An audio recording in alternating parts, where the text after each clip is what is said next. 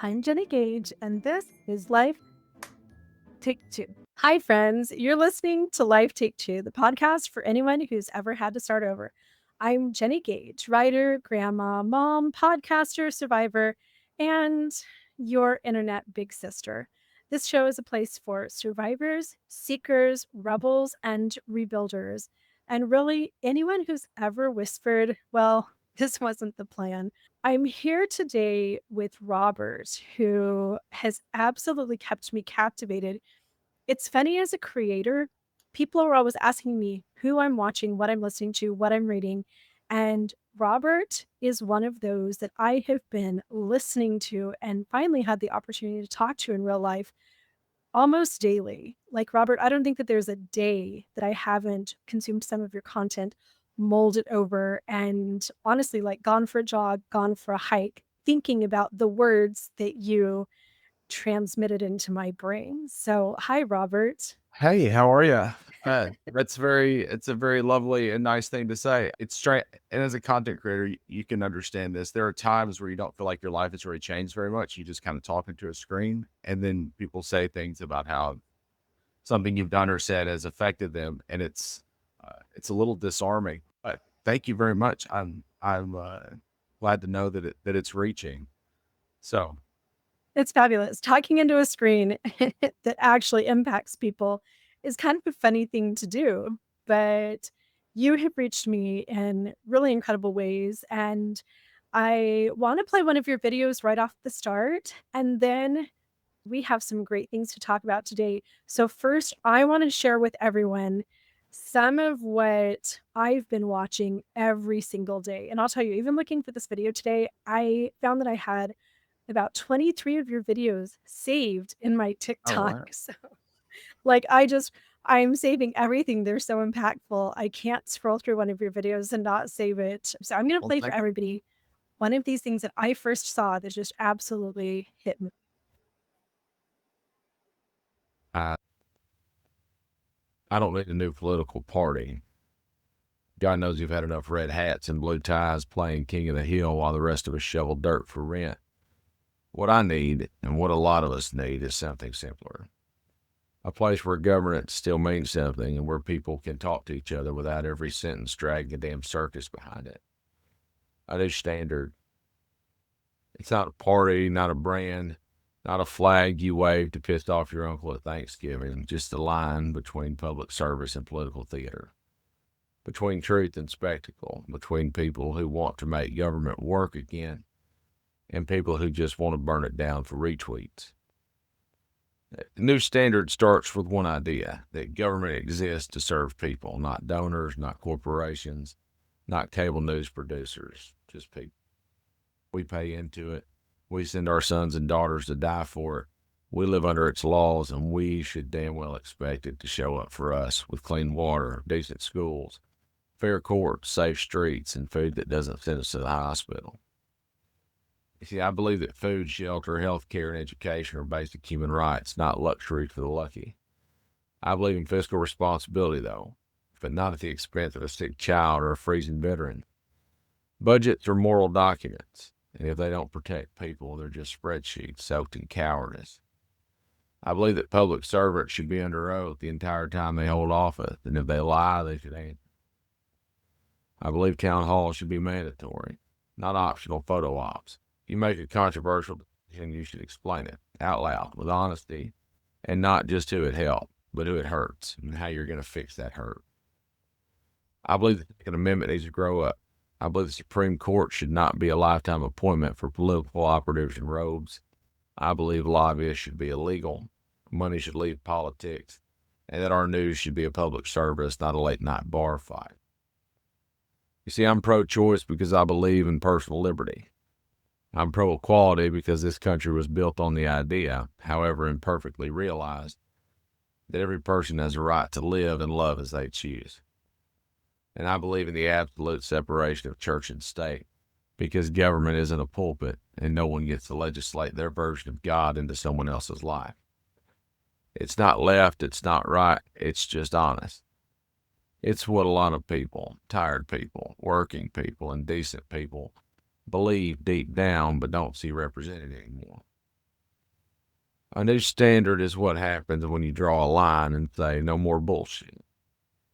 It's not a club or a cult, just a collection of people who think they can do better. We owe it to ourselves to try. That's where I stand, and that's what I believe. And if I sound tired, it's because I'm tired. I spent 10 years being baited into outrage, forced into corners, and offended on command. Every day, another fight. Every day, another line in the sand. Another reason to hate someone we used to call our neighbor. It's exhausting and hollow and cruel. But I still believe in people. I believe in governing like grown-ups, and I believe there's still room in this country for honesty, humility, and hope. And if you feel the same, you can come stand over here by me. Defiance still there.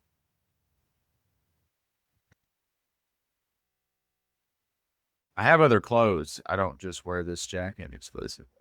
I don't. I just wear a black shirt on every podcast. I don't know if you know that about me.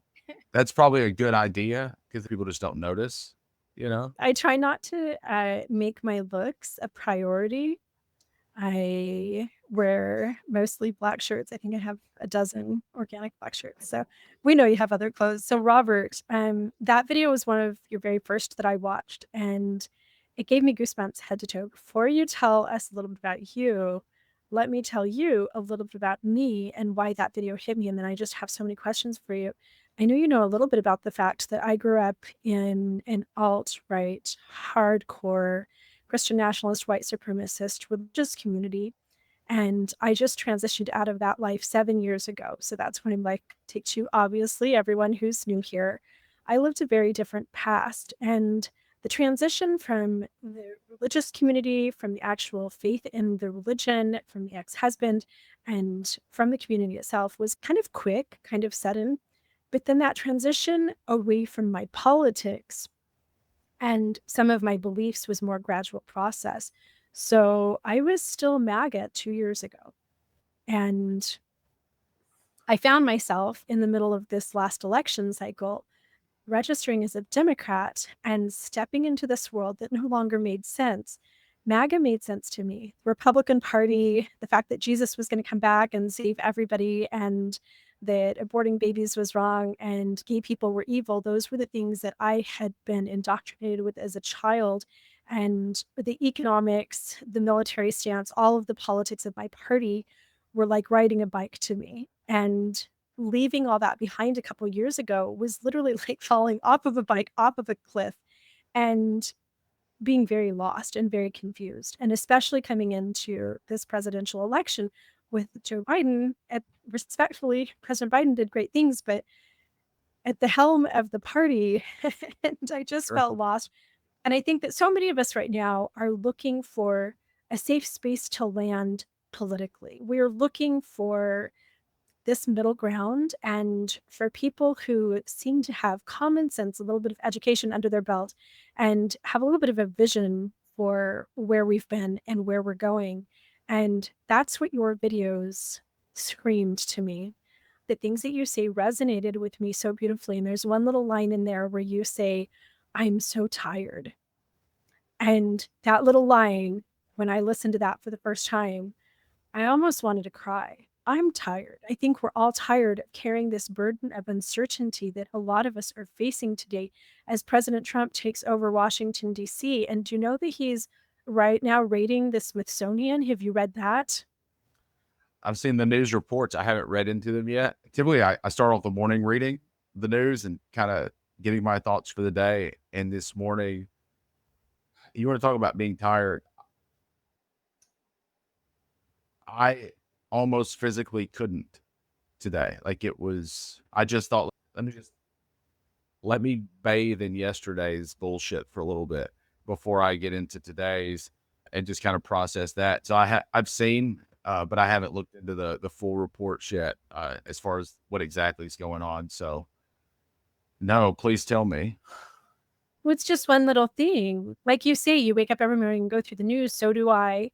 And there are some days that I feel like I can handle this. And there are other days that I just feel like it's this one thing is the straw that broke the camel's back. And then there's a million more straws behind that. And NBC has been reporting on the raiding of the Smithsonian Specifically, he is eliminating anything that doesn't align with his values. And that's the criteria. So he's just going through all of the exhibits of the Smithsonian with a team and taking down anything that's contrary to his vision of the world, which, I mean, why do all of these guys do the same thing? He's following the same formula as Chairman Mao. He's following the same formula as Stalin and Khrushchev and Hitler and so many totalitarian leaders before him. Like, they all have the same playbook. They're all doing the same thing. And Robert, I'm a little bit older. I just turned 51 on Saturday. I remember the 70s. I remember the 80s. I raised my kids in the 90s. And I never had this feeling of alarm back then. And it's not just because I had my head buried in the alt-right sand, because the world was a little bit different. We didn't have so many things to worry about. In general, I felt good about the world that I was raising my kids in, and I don't feel that today. Yeah, I don't think you're alone in that feeling. Some people blame it on the amount of information we get and what we know. I don't think that's a full. I don't think that's a good reason. I think it's an excuse that helps people feel better about what we're seeing, is that they can just kind of blind themselves. So, oh, well, it's always been like this, but we just see more of it now. We've never had a period of time in the modern era with such a drastic. There have been times where presidents have tried to centralize power. Nixon tried to do it. I mean, it's not happening, but with such bravado and such. I would use the word ruthlessness. Ruthless is a great way to put it, with just such confidence that nobody is going to question him. A friend of mine said the other day that when Trump said he could kill someone and nobody would blink an eye, he didn't realize that what he meant was he could kill democracy on Pennsylvania Avenue and no one would blink an eye. His base, they'll convince themselves of anything. And it's fine if it's not fine. It's not fine. None of it is fine. If you love the guy and that's your stance, is that, oh, he's he's trying to fix things. You don't fix things by breaking the thing that holds it together. There is no tearing this thing apart and rebuilding it differently in a way that works. I love revolutionary history. I love early American history. I love learning and reading and writing about the founders and where they got their ideas from, French Enlightenment, things like that. Mm-hmm. And the idea was to have conversations, and it was to adapt and evolve and change over time. And that was the plan. The Constitution is vague on purpose because it is supposed to change with the times. I make the argument that not even the founders are originalist. And so when we have people that are very hardcore into, well, this is what the Constitution says, like, yes, but the only things that should stay the same are the rights embedded in there, the rules and the guardrails and stuff that we should put in and add to the Constitution. We should amend it all the time in order to safeguard the institutions, not to take care of people. The idea that Congress votes on their own rules of ethics is absurd to me. That's crazy. Robert, I have an allegory that's very girly that I use for the Constitution because I have a lot of women on my podcast. I'm a girl. And my allegory is this. When I was 20 years old, I weighed about 98 pounds. And I had a closet full of like mom jeans because it would have been 20 years old, would have been 1994. So that was such a golden era for like Levi's. And they were these itty bitty like size 00 jeans. I did not stay 98 pounds and size 0 for my whole entire adult life. I turned 51 on Saturday, and I'm not going to tell you my jean size, but it's no longer a 00. Okay. Let's just say I have expanded. My jeans have had to change over the years. Sure. And it would be ridiculous if we had a law that said I had to wear that same pair of jeans for the rest of my life. I had to fit myself into them, whatever I had to do to reduce my calories, 3 hours in a gym every day, liposuction, whatever it took to squeeze my body as a 51-year-old grandma into my 00 Levi jeans from 1994. We grow, we change, we shift. And the founding fathers knew that. The people who developed the whole concept of this structure that we still have today, they knew that the future was going to be unpredictable. They couldn't have imagined what it would look like. And they created ways and they envisioned ways that we would expand, that the Constitution itself and some of the legislation would grow with humanity, would grow with the citizens of the United States.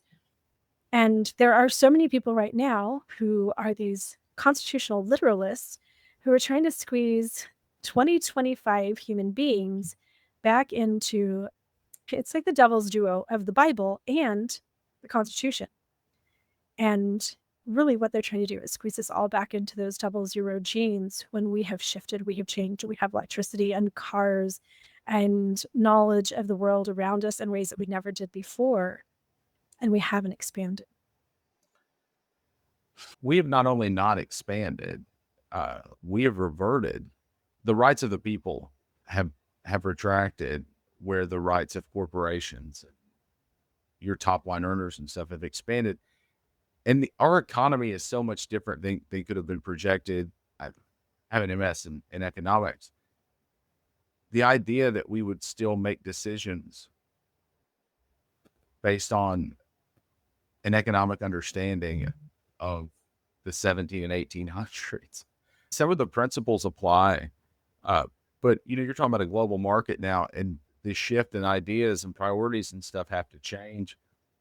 Even the idea of what a trade deficit looks like and the reasons to have those. We are a consumer nation now. A trade deficit really only matters if everybody's producing the same things and you're trying to keep up with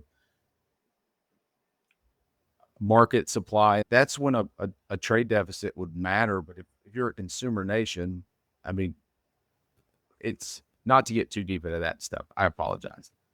Oh, I love the economics that you bring to all of your videos. Well, thank you. Because I am clearly not an economist. I spent my whole life training to be a trad wife as a child, and then actually being a trad wife when I was just barely not a child. So I was feeling a little bit lost when I talk economics, politics, foreign policy, things like that, because honestly, I was just changing diapers and baking sourdough bread, literally reading the Bible, reading the Book of Mormon, and going to church. So the past 7 years, I've been having to play catch up. I think that's why I always love to have conversations with people like you who have that expertise in economics and financing or whatever the topic is, because I don't have it. So economically, America is very different than it was in, let's say, 1776, right? Of course. I mean, America is different economically than it was in 1984. I like to say that every economic theory is written by someone with good intentions, and they never factored in human greed or just human cruelty. And that's why none of them work. Capitalism doesn't work because the trickle down doesn't actually work. It's such a great theory, isn't it? My granddad was an economics professor, and he was a big Ronald Reagan, of course, because we're Mormon. So Sure. like Reagan was our guy. God had elected him to be president, I swear. My granddad was really into trickle down economics because his concept that he taught me around that was the people at the top will be those ones that are the most educated, that have the greatest understanding of how to utilize money. And theoretically, there should be less greed because they have this built-in benevolence that will make them want to make sure that we have a thriving economy for everybody. And that sounds so good in theory, doesn't it? Like, that would be amazing if the best, noblest, most virtuous people among us were the ones who rose to the top. But I don't know if you've watched any of the Gilded Age. Like, it's the show on HBO. Yeah, it's like the crookedest, stinkiest skunks that have what it takes to screw people over in the ways that lead to that massive pile of wealth in almost every case. So trickle down economics.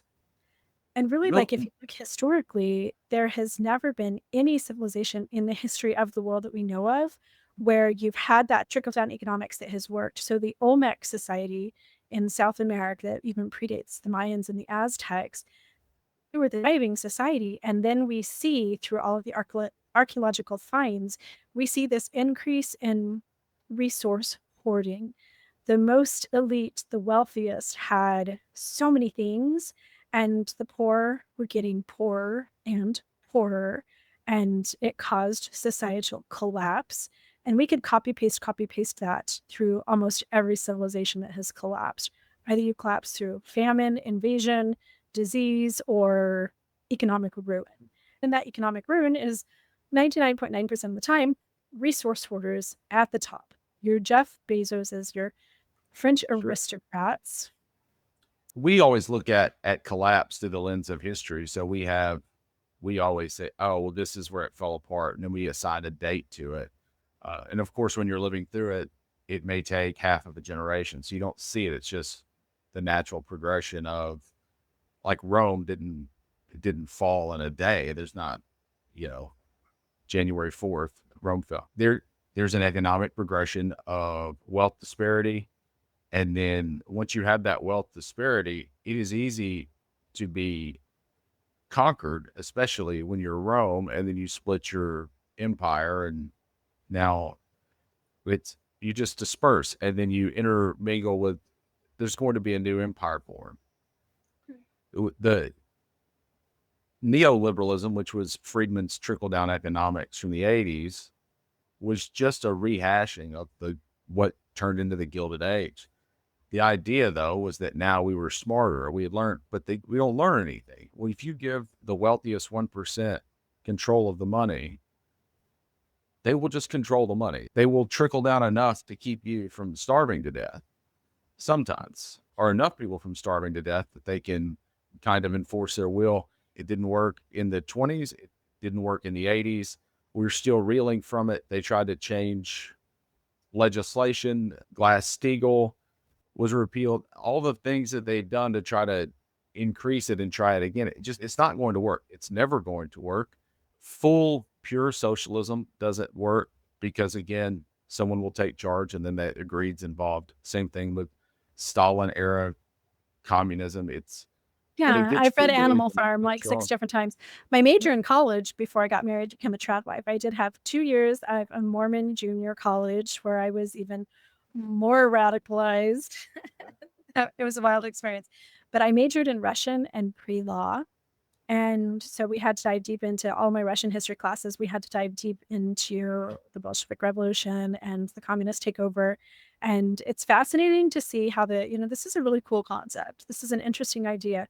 But when you have massive civilizations and you have massive resources, the people at the top tend, again, to hoard all of those resources, take over in really like toxic ways.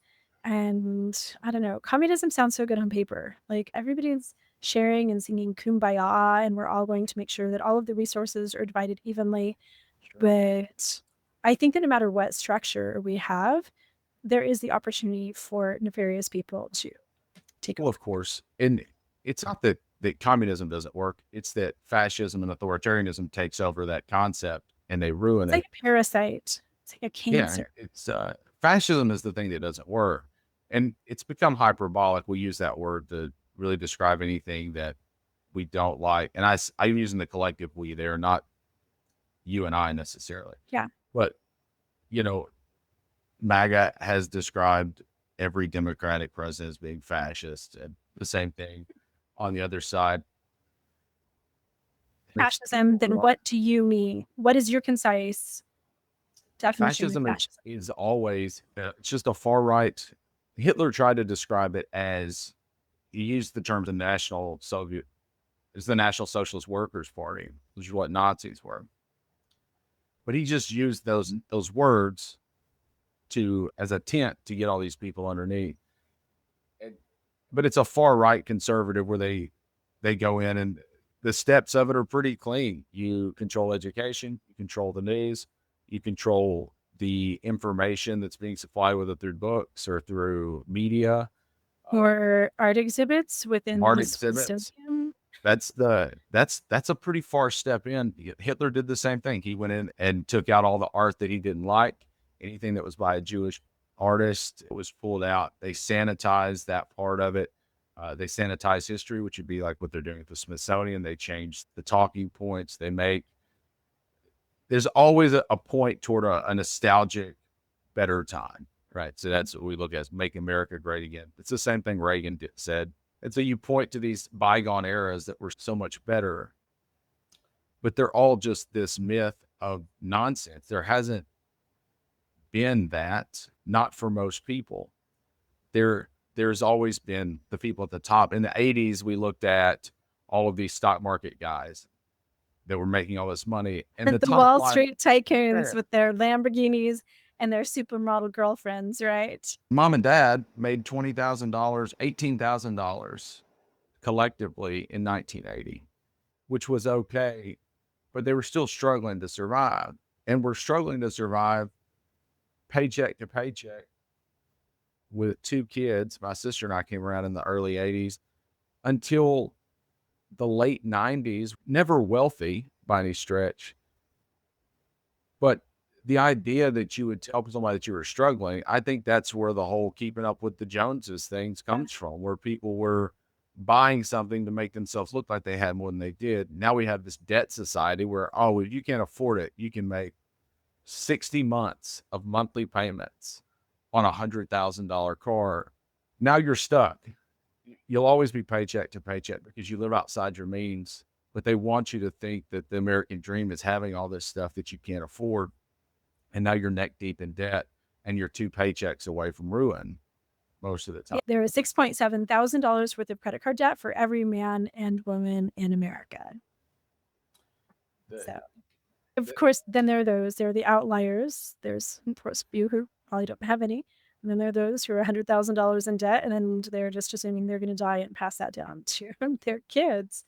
I think that that's where we lost the plot of America, was when we developed this monthly payment type of lifestyle. And again, I'm 51 years old. So my great-grandparents, who were a very active part of my life, they were still alive. They were very healthy, and they helped raise me. They were alive clear into the time that I was in high school with my great-grandmother. Actually, one of my great-grandmas died when I was like 24 years old. And my great-grandmothers were born in 1902 and 1907. So they lived through the Depression. They lived prior to mortgages and cars. They didn't have electricity, anything like that.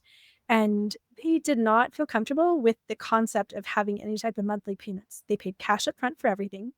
They didn't like having to have their phone, their landlines where they paid a monthly bill.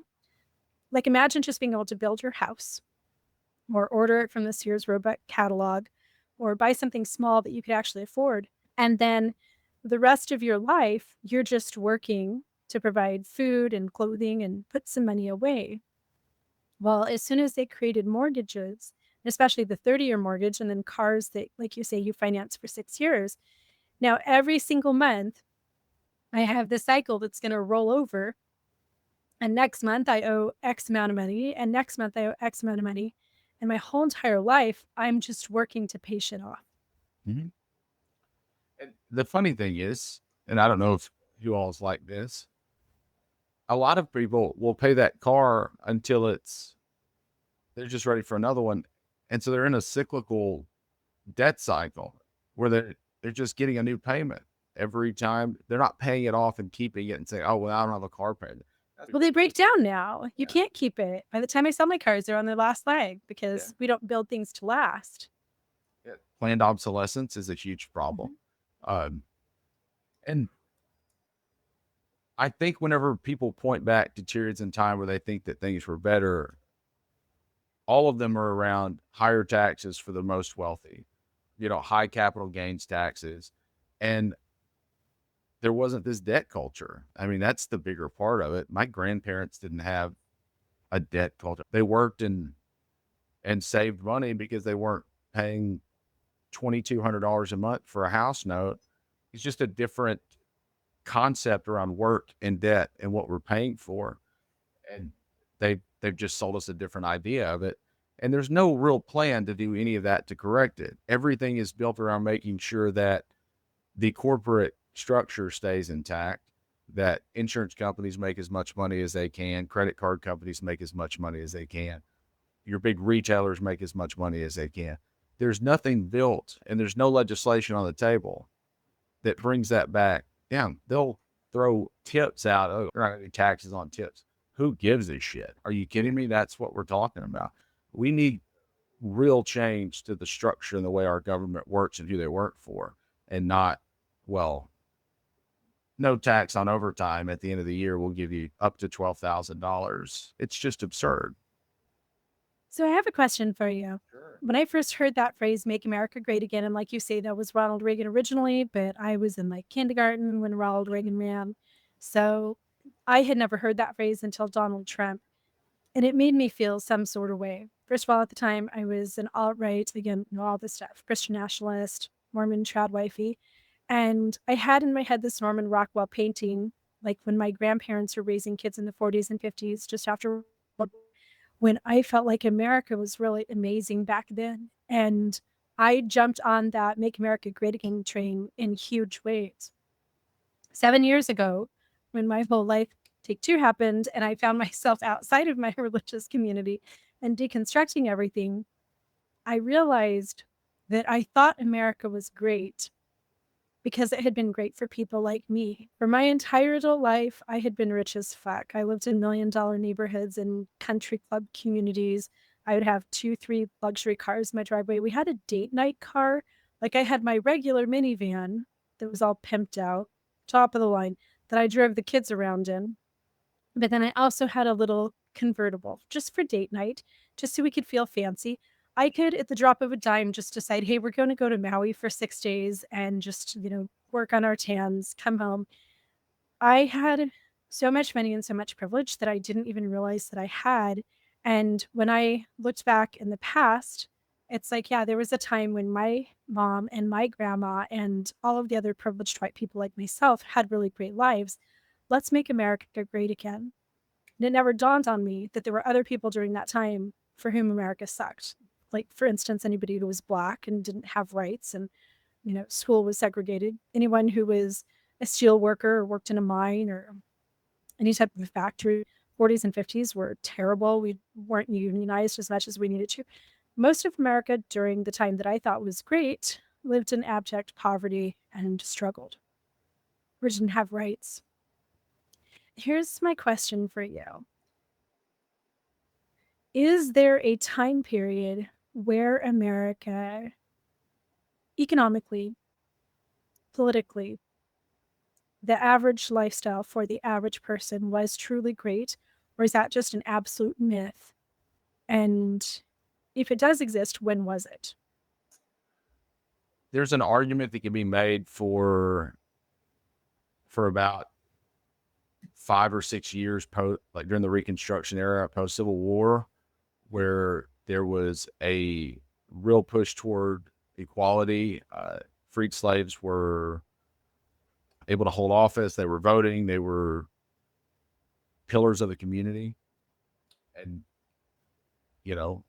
that's where the Klan came from. I mean, the Klan was started as a reason to silence and keep Black people from holding any sort of public office or being lawmakers and such. Outside of that, not really. There are moments in time where you can see kind of a bend toward equality and justice, where you can see things start to turn toward that, and then there will be a swift change because it doesn't align with being able to push votes. There has to be an enemy. There has to be for someone to point to and say, that's the problem. It's not us. Otherwise, we vote out people that are crippling us and we vote in people that won't. So every time you see a bend toward justice, it's popped back. I would say the closest would be that 7 years of Reconstruction post Civil War, when we were seeing kind of a diversity in lawmaking and things like that. I want to say Louisiana had elected like 130 Black men to hold offices in the state. Wow. Hiram Rebels was a U.S. senator. So even in the Deep South, it was there was definitely a change. And of course, the white people that used to be in charge didn't care for that very much. And so you get that change where they start burning churches and killing people. And if you were running for, They scared them into just not holding those offices. And it was obviously very effective. So that's probably the closest we ever got. And you'll have MAGA people that will point to that as, oh, those were Democrats that did that. And they're not wrong. It was the Democratic Party housed the conservative ideology back then. That didn't flip until the early 60s, late 50s, early 60s, where you had a change in ideology in the parties. So the Republican Party of Abraham Lincoln is not the Republican Party of Donald Trump by any stretch of the imagination. But they do point to that as if liberals or progressives were the ones that started the Klan in the 1870s. It was scared little men who just wanted a reason to hate people. And that's something that I think about a lot with men like Donald Trump, Vladimir Putin. I mean, sometimes I think it's just mental illness. Like there's a screw loose up there. But when you look at a lot of the people in my MAGA community, these big men around me who thought that they were such powerful leaders, most of them are just scared. They are afraid. They're not very visionary, so they can't see a future if they let go of some of their old ways. And that's why I think that the Bible can sometimes be so problematic, because it's just fear. It's loss aversion. It's fear of the unknown, fear of the unfamiliar, fear of having to change personally that makes you look at the Bible and say, 2,000 years ago, somebody said this about marriage, so this is what I'm going to do in my personal relationship, because you're so afraid to just step into the unknown and to be that visionary. And if you are a fearful, hateful, scared little boy, and you have any type of a document and then any type of a movement built around that document that allows you to keep being afraid and keep being hateful, then you're going to dive right in. I think a lot of these guys were just afraid. What is Donald Trump afraid of? He's afraid of stepping into a future where he can't control things. He's a control freak. And if he can control it within this little tiny box, then he will. I think that Donald Trump has, I don't want to say like mom issues or anything. There is a hole in that man that he is trying to fill. He wants to be applauded. He wants to be the guy that's cheered. And even though he's not popular with everybody, he has this little group of people with which he can do no wrong. And I think the people around him tell him he's a lot more popular than he is. Mm-hmm. He needs that. Small people need that. Like small people cannot, they cannot just be part of something that's better. They have to be the reason that it's, oh, well, I'm in charge. The idea of being president is crazy to me. Like it would have to be thrust upon most people and not something that they would just want to go do as an aspiration. Because you are going to hurt people. There's no way around it. There's going to be a group of people that you hurt. You hope that you're doing it, that the decisions you make benefit the majority and the least among us. But then you're going to hurt all these poor billionaires, and whatever. There are going to be people that get a raw deal in a government. Even working class people that are high earners are going to get, in order for things to be equitable, if you're paying a higher tax rate and you're not utilizing the services of the government, you are going to get less for your money than somebody else. Them's just the breaks. But if we would hold corporations to a standard that made them pay livable wages, we wouldn't have to redistribute. We wouldn't have to have the expense of all these services that we provide. Well, corporations, nothing. Let's talk about churches, Robert. Sure. Yeah. Why don't we tax the churches? Because the Mormon Church is on track to be a $1 trillion organization. Do you know how much tithing money my ex-husband and I paid over the course of our 24 years? So actually about $200,000 to $300,000 in tithing. That's how much tithing money we paid the Mormon Church. When I got divorced, I was homeless within just a few months. I had absolutely nothing. I currently have no retirement. As of today, I have about $630 in my savings account, no retirement, no 401k, no nothing. I'm 51 years old. And yet between $200,000 and $300,000. We couldn't estimate exactly because we're missing about 7 years of records, went in tithing to the Church of Jesus Christ of Latter-day Saints. Churches originally, when we made them tax exempt, and correct me if I'm wrong, because again, I'm not an economist. I'm just trying to play catch up on actual knowledge that's not the Bible, the Book of Mormon, or how to bake sourdough. We didn't tax the churches because in the early days when we were coming up with laws around taxation, the churches were the main charity arm. We didn't yet have Social Security. We didn't have welfare. We didn't have food stamps. We didn't have state-run orphanages, hospitals, things like that. The churches were actually providing their services. The Catholic churches, they provided all kinds of hospital care, orphanages, schools, education, and charity, food banks back in the 1800s for the poor. So the concept of not taxing the churches just gave those churches the capacity to make sure that they were providing the care that the government then didn't have to. That is not how churches operate today. First of all, we have social measures in place. We have welfare. We have Social Security.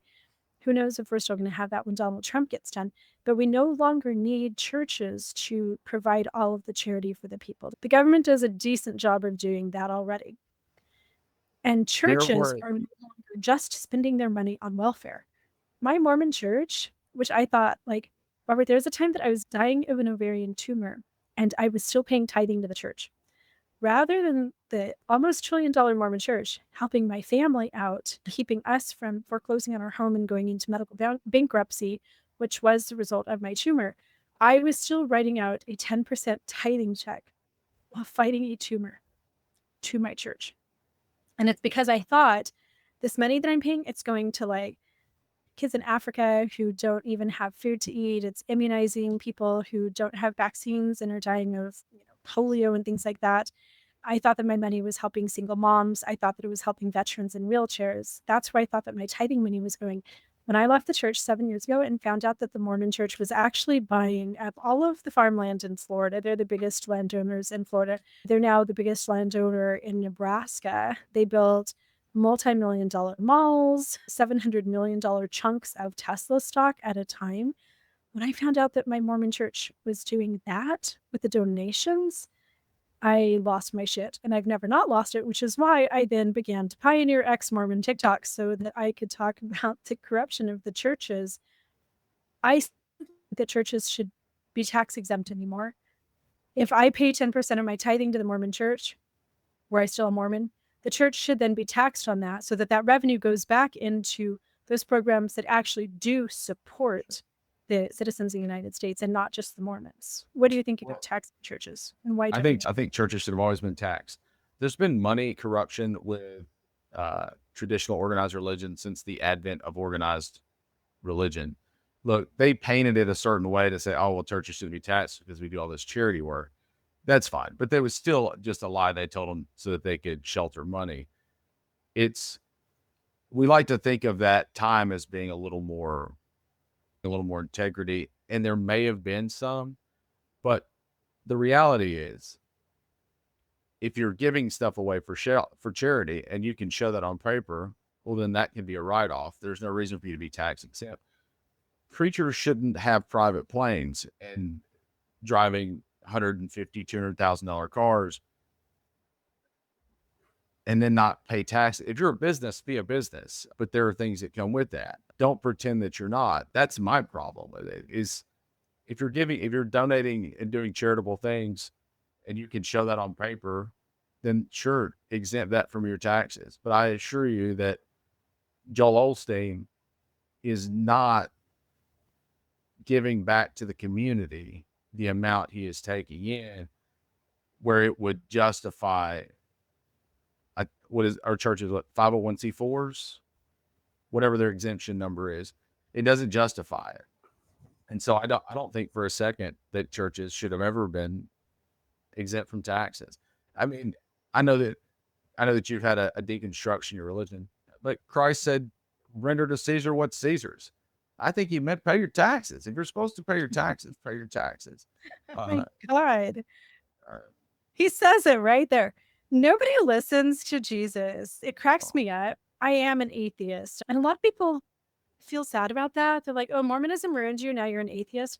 It actually wasn't Mormonism that ruined me. I left the Mormon church, and the next week I was in a Christian church, and I spent 4.5 years deeply devout Christianity. I left the Christian church because of the Bible, not because of the Mormons. But yeah, it does seem like people don't always actually listen to what the Bible says about things, but that's a really interesting interpretation. He does say, render unto Caesar what is Caesar's. So yeah, you probably should pay your taxes. Religion is a huge moneymaker, and there's this assumption, they've always kind of flown under the table there and flown under the radar. There's this assumption that the churches are giving back so much already that we don't need to tax them because of the charitable contributions.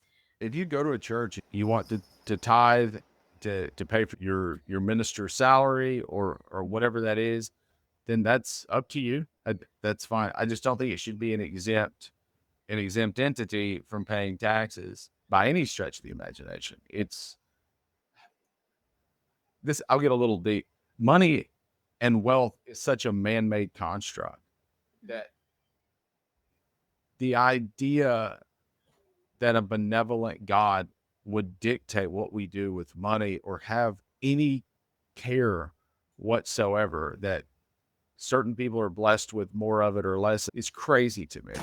The whole idea is that if you have more than someone else and they are suffering, you give them what you can, that whether it be food or whatever.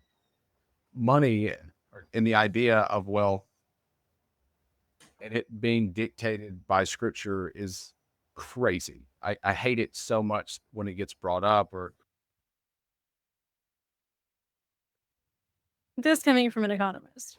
there's no reason that a church should be tax exempt, especially not in these day and times. Most of the charitable good that's done through churches is done in the form of donations already, i.e., food pantries. People are donating food; they just facilitate the place, and that's if you want to give back to a community, giving it to a church is probably the least efficient way to do it. If you want to donate or you want to give back, find another way to do it. A charity that'll actually provide some good. Well, ideally, we would work as tribes and we would know. And I talk about tribal decay all the time. I'm always talking to my audience about a return to tribalism. And while I am an anarchist and I literally want society to collapse so that we can just go back to like a natural state of being, I don't think that's ever going to happen. And my emphasis is to build your tribe around you and live in as natural of a socioeconomic state as we can within this giant structure that we currently have. And unfortunately, churches have caused tribal decay to the point that families aren't close anymore. We don't know our neighbors. And if somebody needs help, their only option is to go to a church or get food stamps, get help some other way. We don't know one another anymore. And ideally, we wouldn't have to turn to churches for help at all. We would know the neighbor across the street from me is a single mom. She's just gone through a divorce. I have a little extra. I'm going to walk right over there. I'm going to help her buy some groceries, watch her kids so that she can go get a job. We would naturally, organically work together. And what happens with tribal decay and then outsourcing to churches is the churches are these entities that do not know you. The government is an entity that neither knows you nor cares about you. And they can cut you off, change their mind, just say no to helping you anytime they want to. Once two humans bond together and decide we're going to help each other, we're friends, we're neighbors, we're family, you tend to have more reliability in that help, that communal, making life better for each other. So when I left the church and still wanted to help people around me, at first I was volunteering for some nonprofits and I was always trying to find charities. Like this month, I just want to donate $40. So what's a good charity that I can give it to? About 6 years ago, I decided to just cut out the middleman. I started my own little nonprofit. I call it Neighbors Without Walls. And I have one homeless person that I can help at a time. I try to rehabilitate. I have all the resources so that I can get them to rehab and job training. There's a shelter here that does all the job training and stuff. So I have a young 26-year-old man right now that we have a little budget every month. And like, I don't put money in the basket with the pastor when it's going Sure. around. This guy's my literal neighbor. He lives within a 5-minute walk of my dungeon. And he texted me this morning asking if I could bring him some new socks. I keep a bunch of supplies for him in my home. We're helping to get him to rehab and hoping we can get him off the streets. And when you actually work with real life people like that, people do better. Yeah. I think that's incredible. And that's I know you're an atheist now, but I think that is the real call to a Christ-like sort of ideal that we're supposed to go toward. And you can call it whatever you want to. That's what I wish the Christians would be going towards. I just think that humans have a natural instinct to be cooperative, compassionate, and work collectively. So you can call it Christ-like, and I wish all the Christians would lean into that. And I'm going to call it the best in humanity. Sure. I said that to say that every major religion has the same tenets. The ideals are the same. It is treat your neighbor well, love each other, do good, and carry on. And there's an argument to be made. There's an argument out there that says that with the decline of social clubs, like in the pre-1980s, before we were working crazy hours and couldn't afford anything, people would spend a lot of time in these social clubs in town and communities and stuff, like Rotary Club, Lions, all these, you know, and that's where the sense of community was built. It may be a little patriarchal. It just depends on how you look at it, but social clubs, community clubs, families, and they would build this community there, and things were better. People did help one another, and there were funds and things for people that weren't doing well. And now we don't have that anymore. I don't know anybody that's a member of anything that's not a book club or something that's online now. I know the few people around my street here. I get out and I socialize with people that are either activists or we're doing that. And we know each other, we spend time together, but we don't know each other in the communal tribal way that I think people used to, where you discuss all of your problems. And this is we hide that part, I think, of ourselves a lot. The struggling or I can't, I'm having trouble making ends meet, until it's so late that we have to ask for help. And then we don't ask for help from our tribe because most of us don't have a tribe. You don't know your friends and neighbors well enough.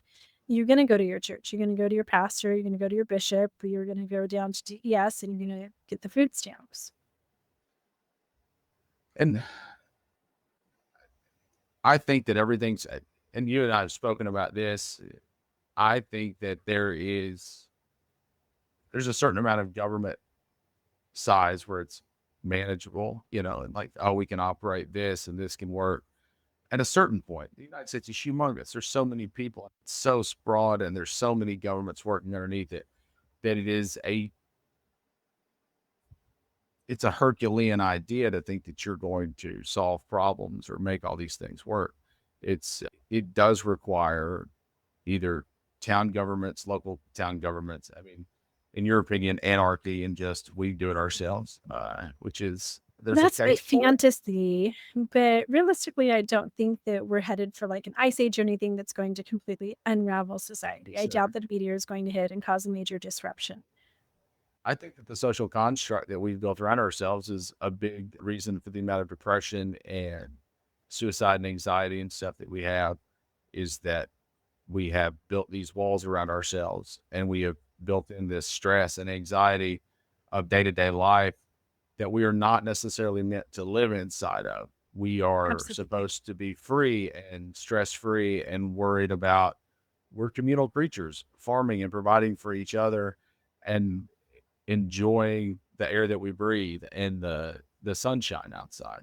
That's the way we're supposed to operate. And instead, we've moved ourselves inside these boxes that we pay for and this debt society where we're struggling just to make ends meet. And that causes anxiety. That amount of stress, anxiety that you can't get out of. There's no leaving this thing unless you want to go pick blueberries in Maine.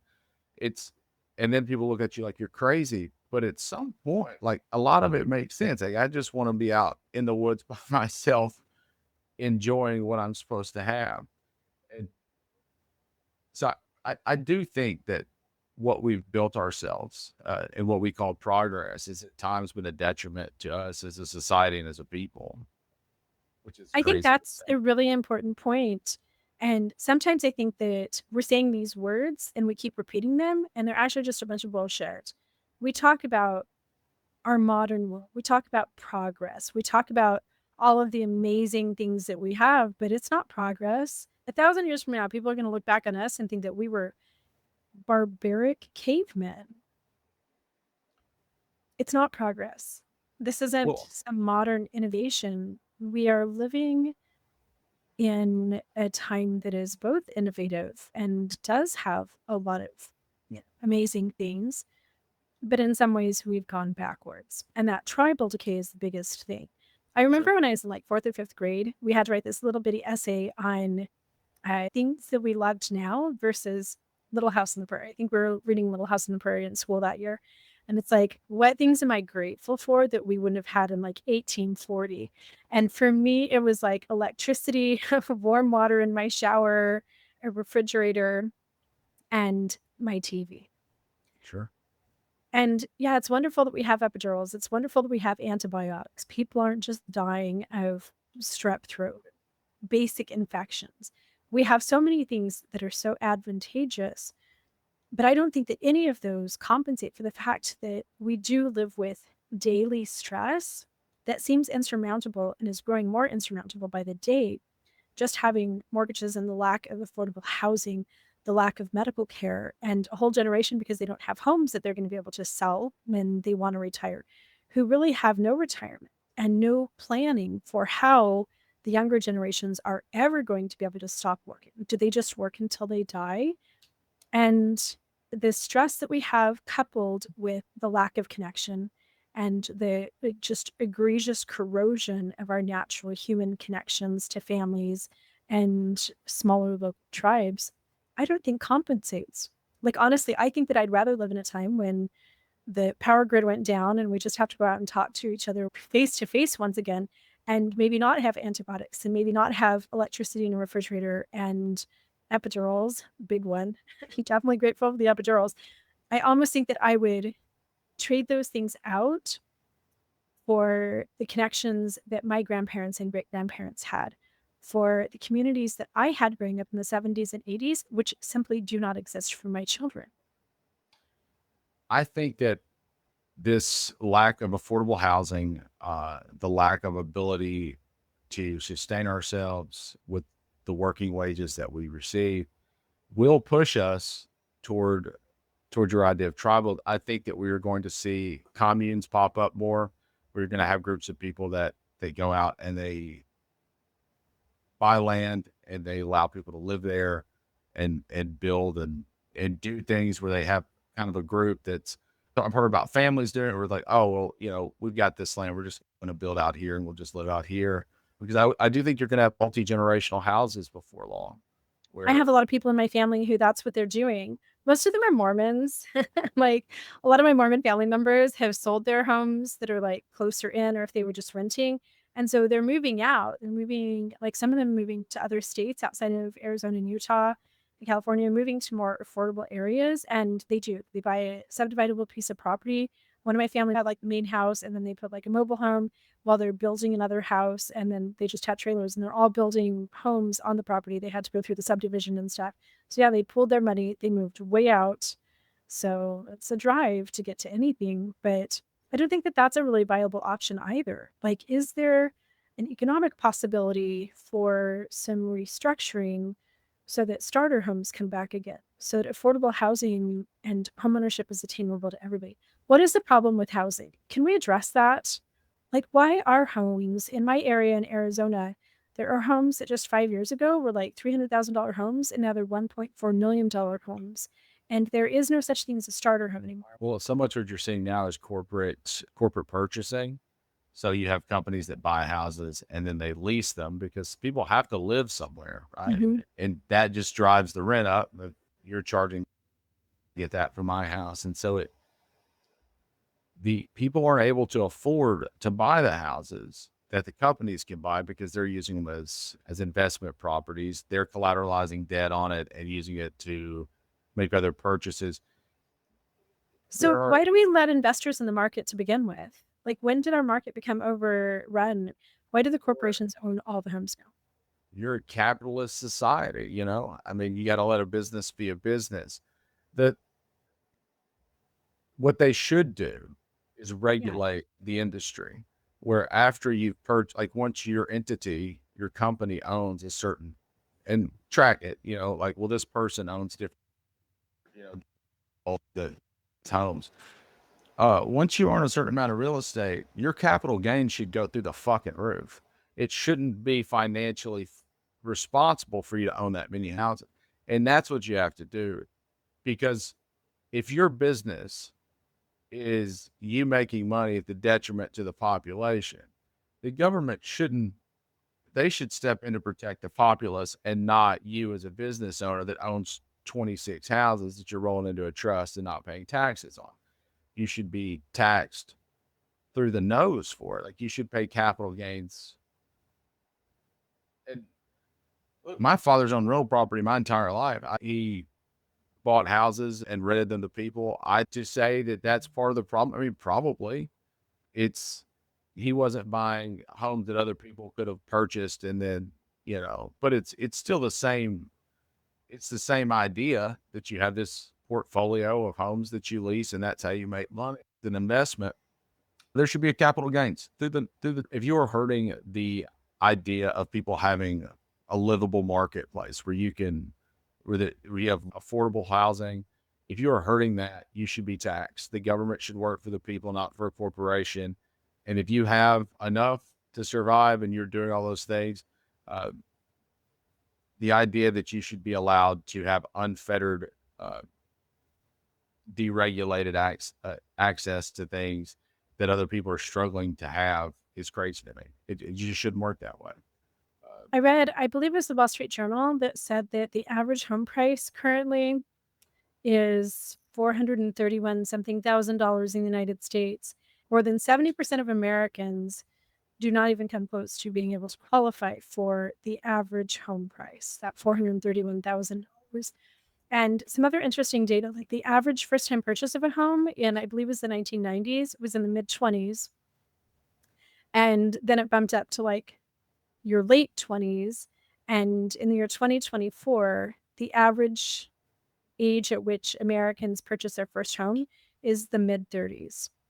So if you are a young 20-something and you get married and want to have kids and buy a home, most people can't afford the homes. They don't have the credit, they can't afford the interest rates.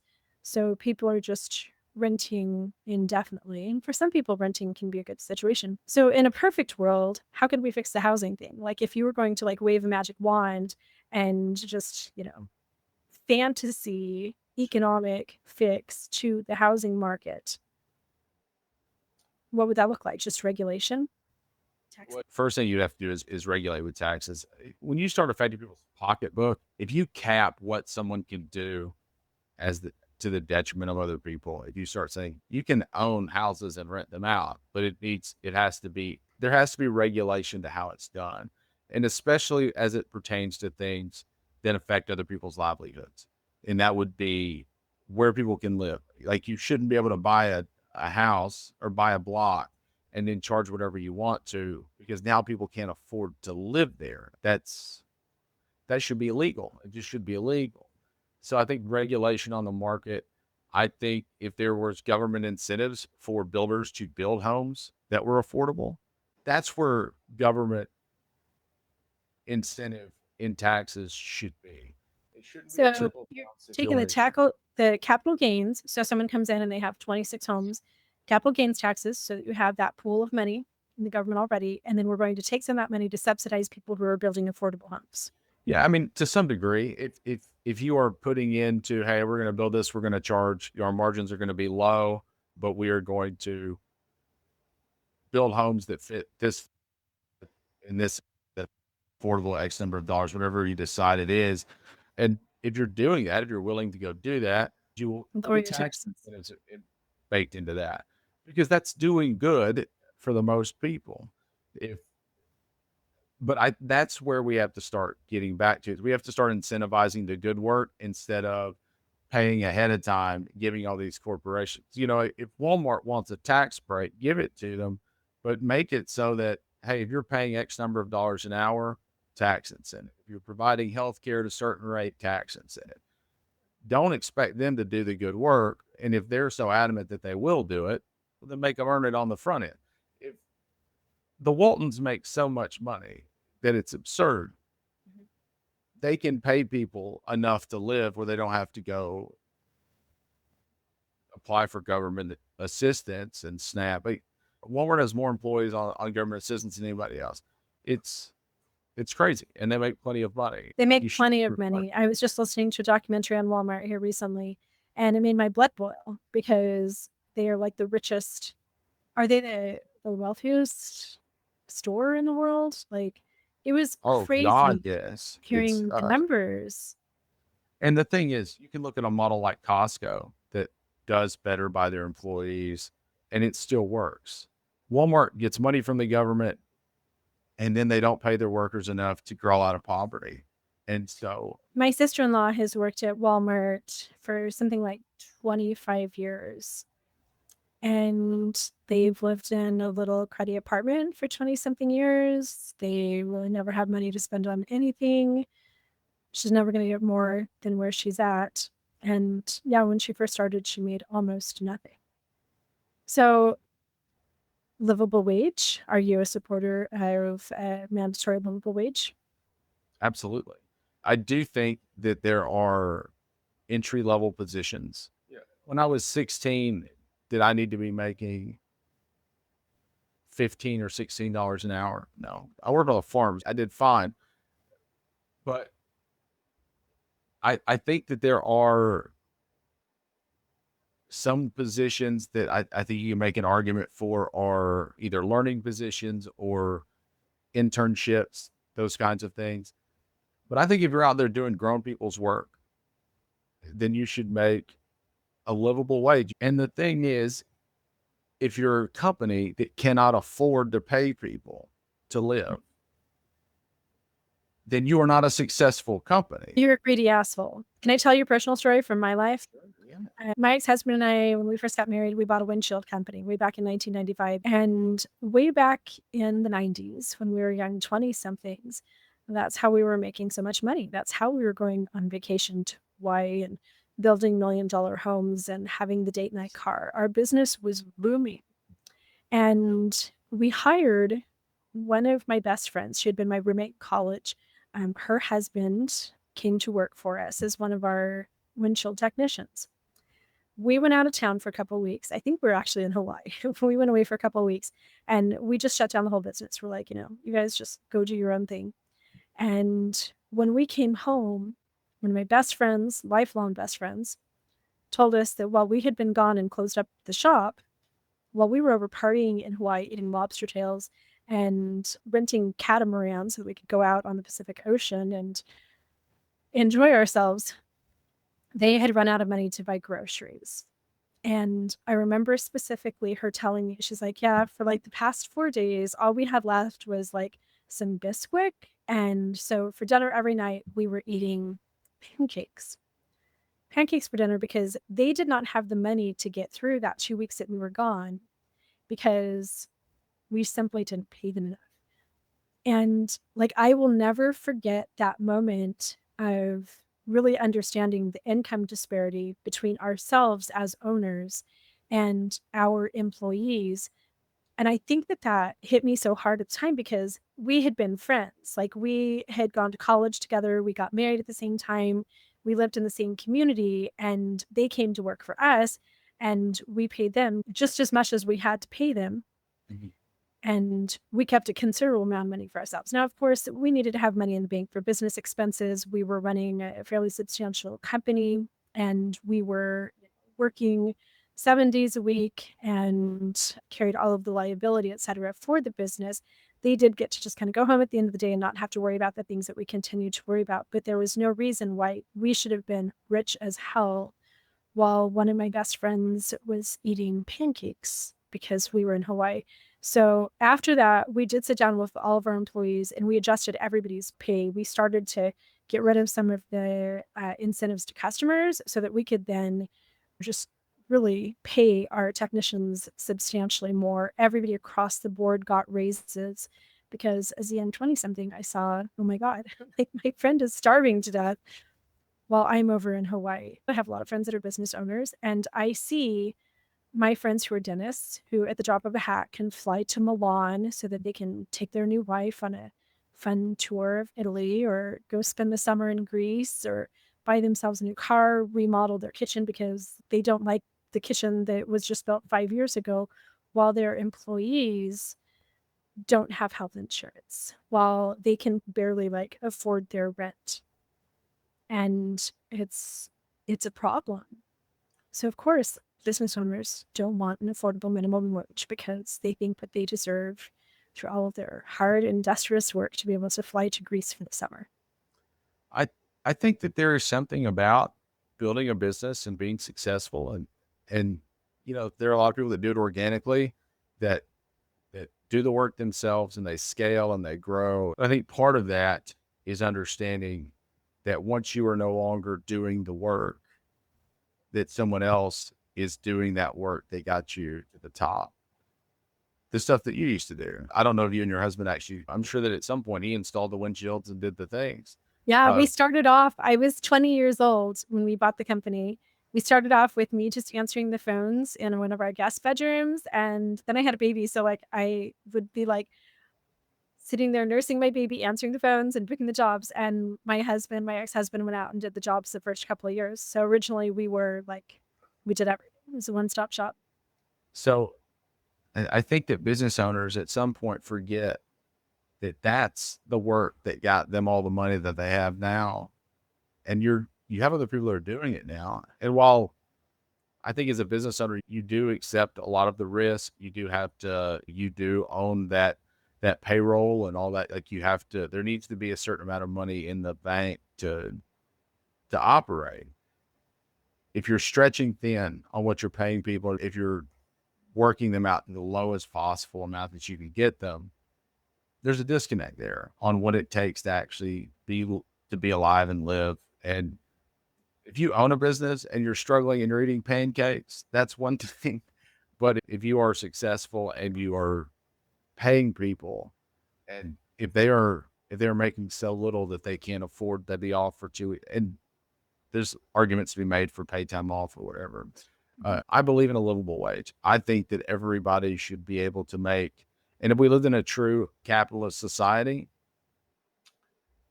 that's what we would do. You would say, this is how much you're going to pay people. This is the minimum wage. And if you can't survive paying people that, then you don't get to be a business, and somebody else will come along and they will do it well. We're taught this myth of free market capitalism, but we don't have it. We have corporate welfare and corporate socialism. And they tell you like the free market has to breathe.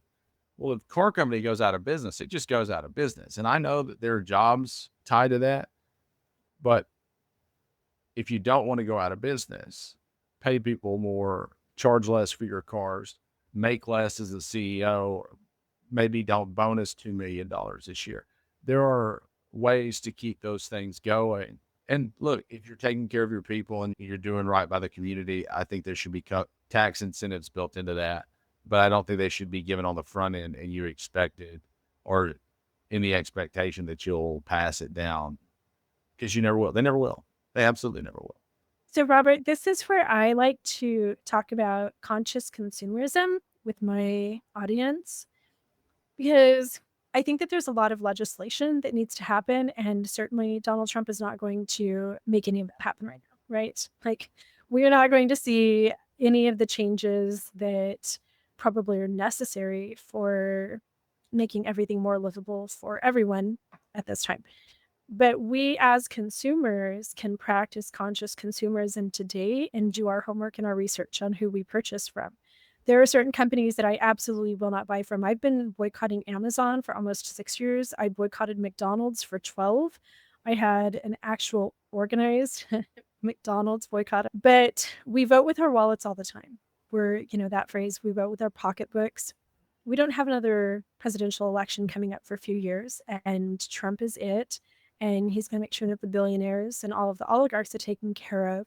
But tonight, Kevin's buying dinner. And rather than going to a restaurant that's a corporate chain where the employees are not paid well, we are going to go to the family chicken shop down the street where it's mostly their actual family that works at this little family owned shop. And their employees are taken better care of.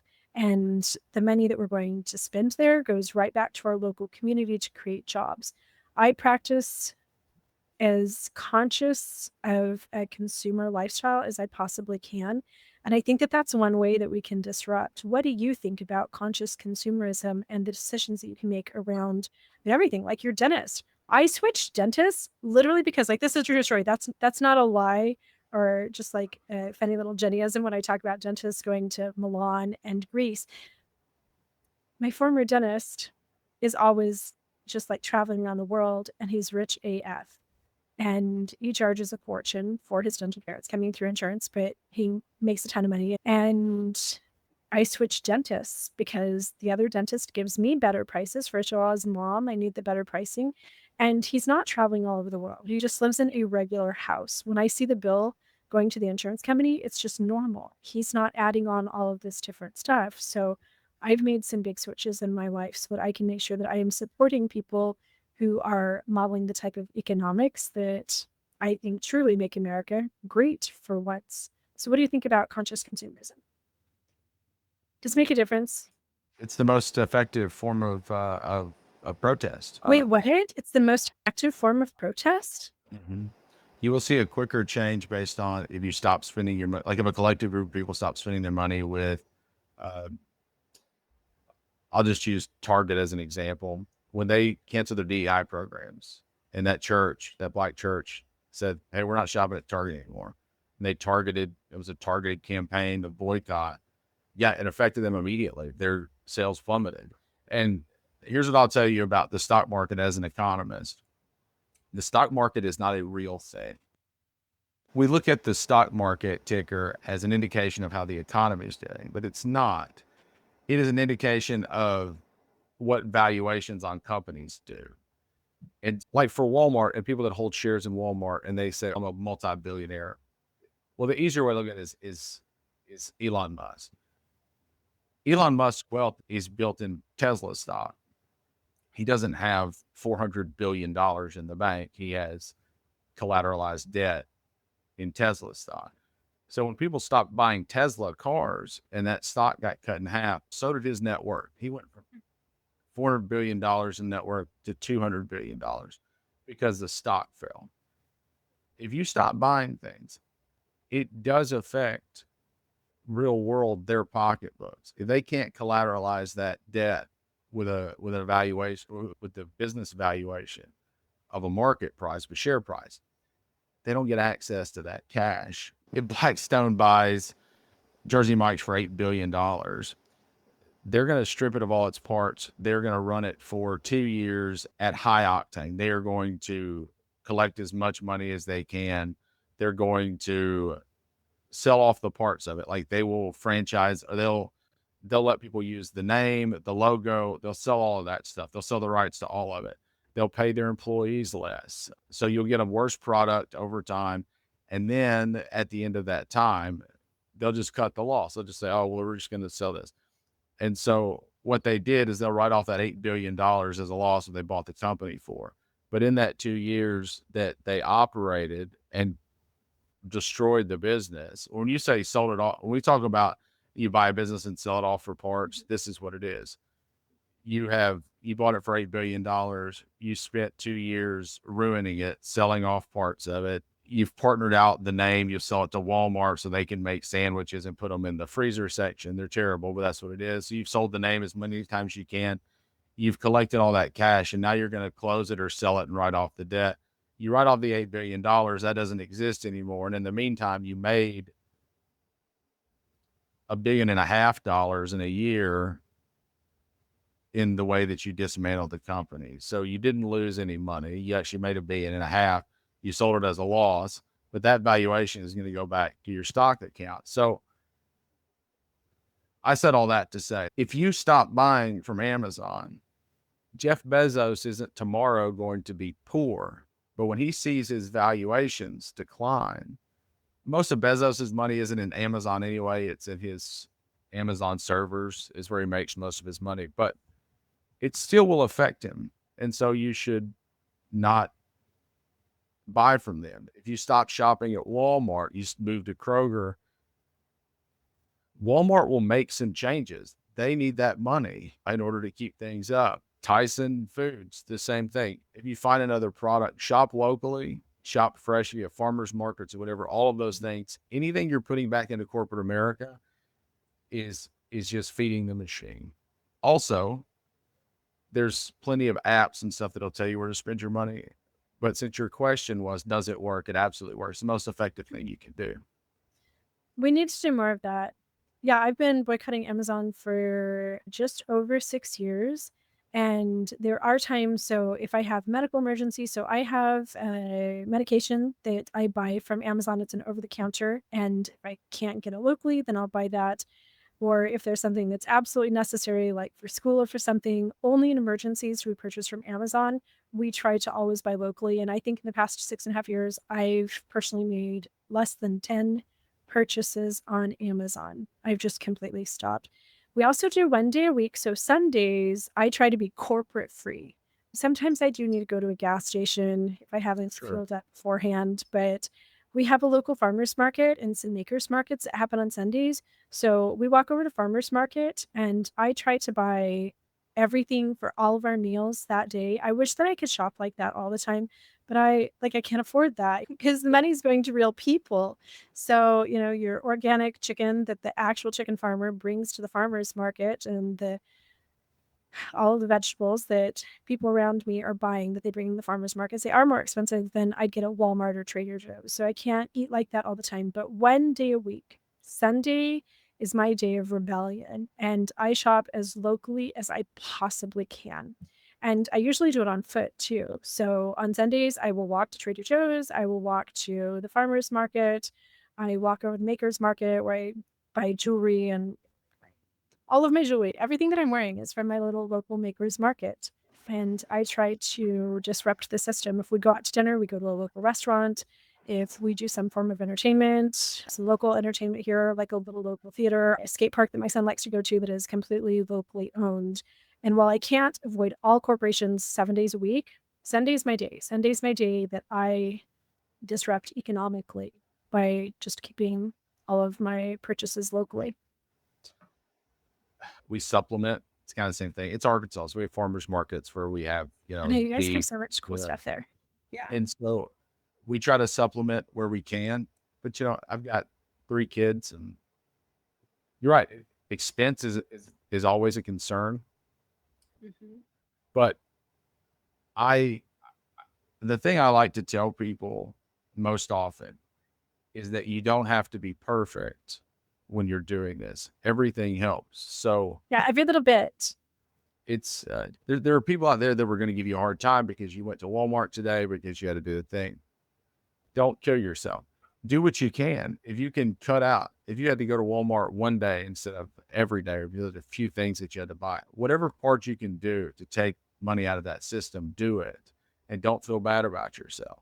I feel like there are often good swap outs, Robert. Like there's so many times, like tonight, we can go to this chicken restaurant over that chicken restaurant. It's a swap out. It's the same price, but it's just intentionally saying, I'm not going to go to that corporate chain.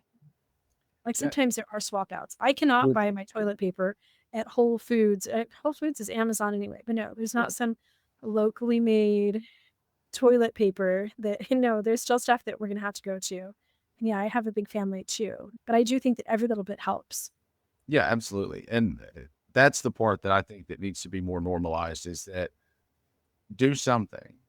There are people that are always going to be more righteous than the rest of us, right? I mean, I try to be pretty conscientious and I'm not even close to the best that the people that are 100% doing the work, that have the apps and they have a spreadsheet of where they can buy stuff. But doing something is the most important thing. One of my biggest things was I swapped out my clothing. Everything that I own is from this company called Packed Organics. It's a smaller company.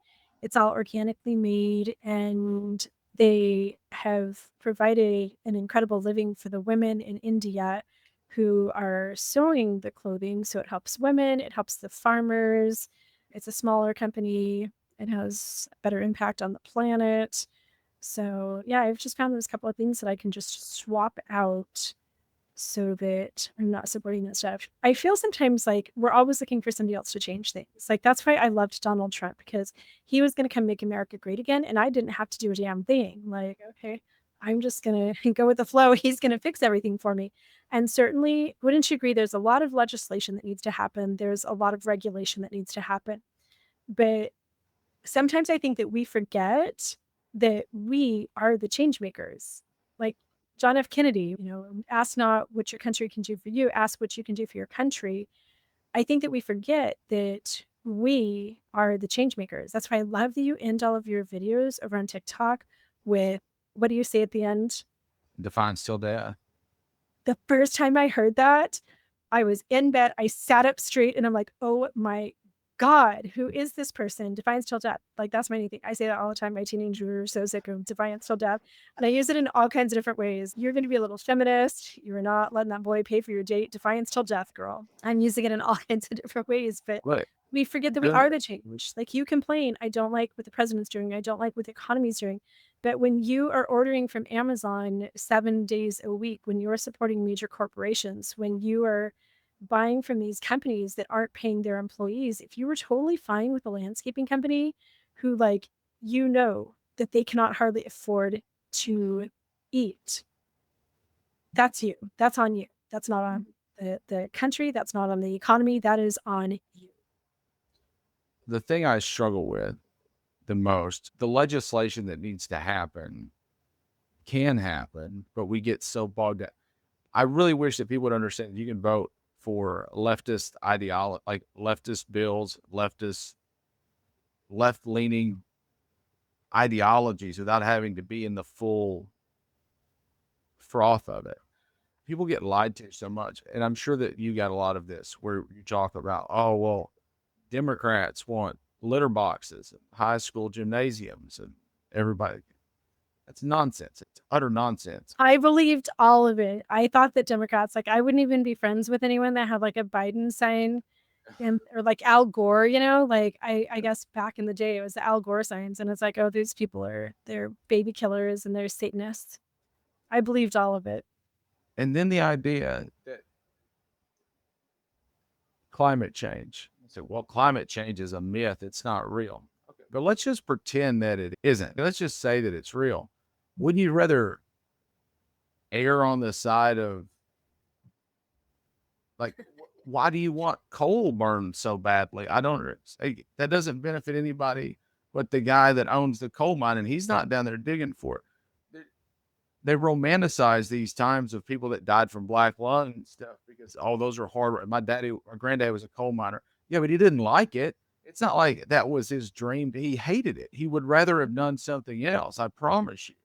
If there was renewable energy sources like solar panels, he would have rather worked on a solar panel. I promise you. This romanticized version of labor and hard work that we made because the fossil fuel industry demands that they continue to be the energy source of the United is crazy. And the fact that we have people that vote for them and make decisions in their life, because if the light comes on when I hit this switch, I don't give it a yeah. I would prefer it be a renewable source.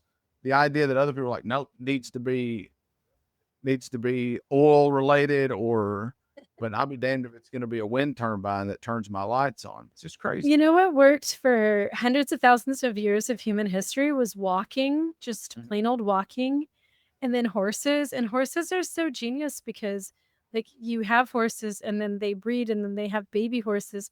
And so you don't have to go finance that new car. You get a new car every couple of years, and it's so sustainable and so beautiful. And the horse dies and you bury it in the pasture and the flowers spring up around its body. Like, we had a really good way of transporting ourselves. Of course, it's nice to travel longer distances, but I just believe that there's some alternate universe where we can do that in a sustainable way. that doesn't impact our finances the way that it does and doesn't impact our poor planet. I think that we should really be leaning into community travel, whether it be a high-speed rail system and electric cars to get around. There are cities where there's not a lot of public transportation. I live in Benton and Little Rock, and so there's not a ton of public transportation or ways to get from point A to point B. There America is, was built for trains and cars. We have freeways and rail lines. Like, unfortunately, we don't have the infrastructure of Europe. but what's strange is all this progress they want to have. Like, you could probably have an industry that was building these things, but I mean, there was a lot of money made in building railroads. I think that there's a laziness to the top tier now that didn't used to exist. They don't want to be innovative. They don't want to come up with these new things or figure out how to do it because that costs money when they could just bleed this other one dry. It's when you have all the infrastructure already in place, they just keep making money. If there's no incentive to try something new or to be progressive, they're not going to be. That's the problem I have with it. It's if you're in the energy sector, you should really be progressing forward, and we should regulate. Say, hey, you've got this number of years until we're going to make this so expensive on you to produce that you're going to want to go a different route. We're not going to tell you no, but we're just going to tax the shit out of you if you produce oil, and you'll probably change your mind about what you're going to produce. That's my thoughts on it. I don't know if it works, but I think we have to go back to regulating industries. I think we have to go back to Of course we do.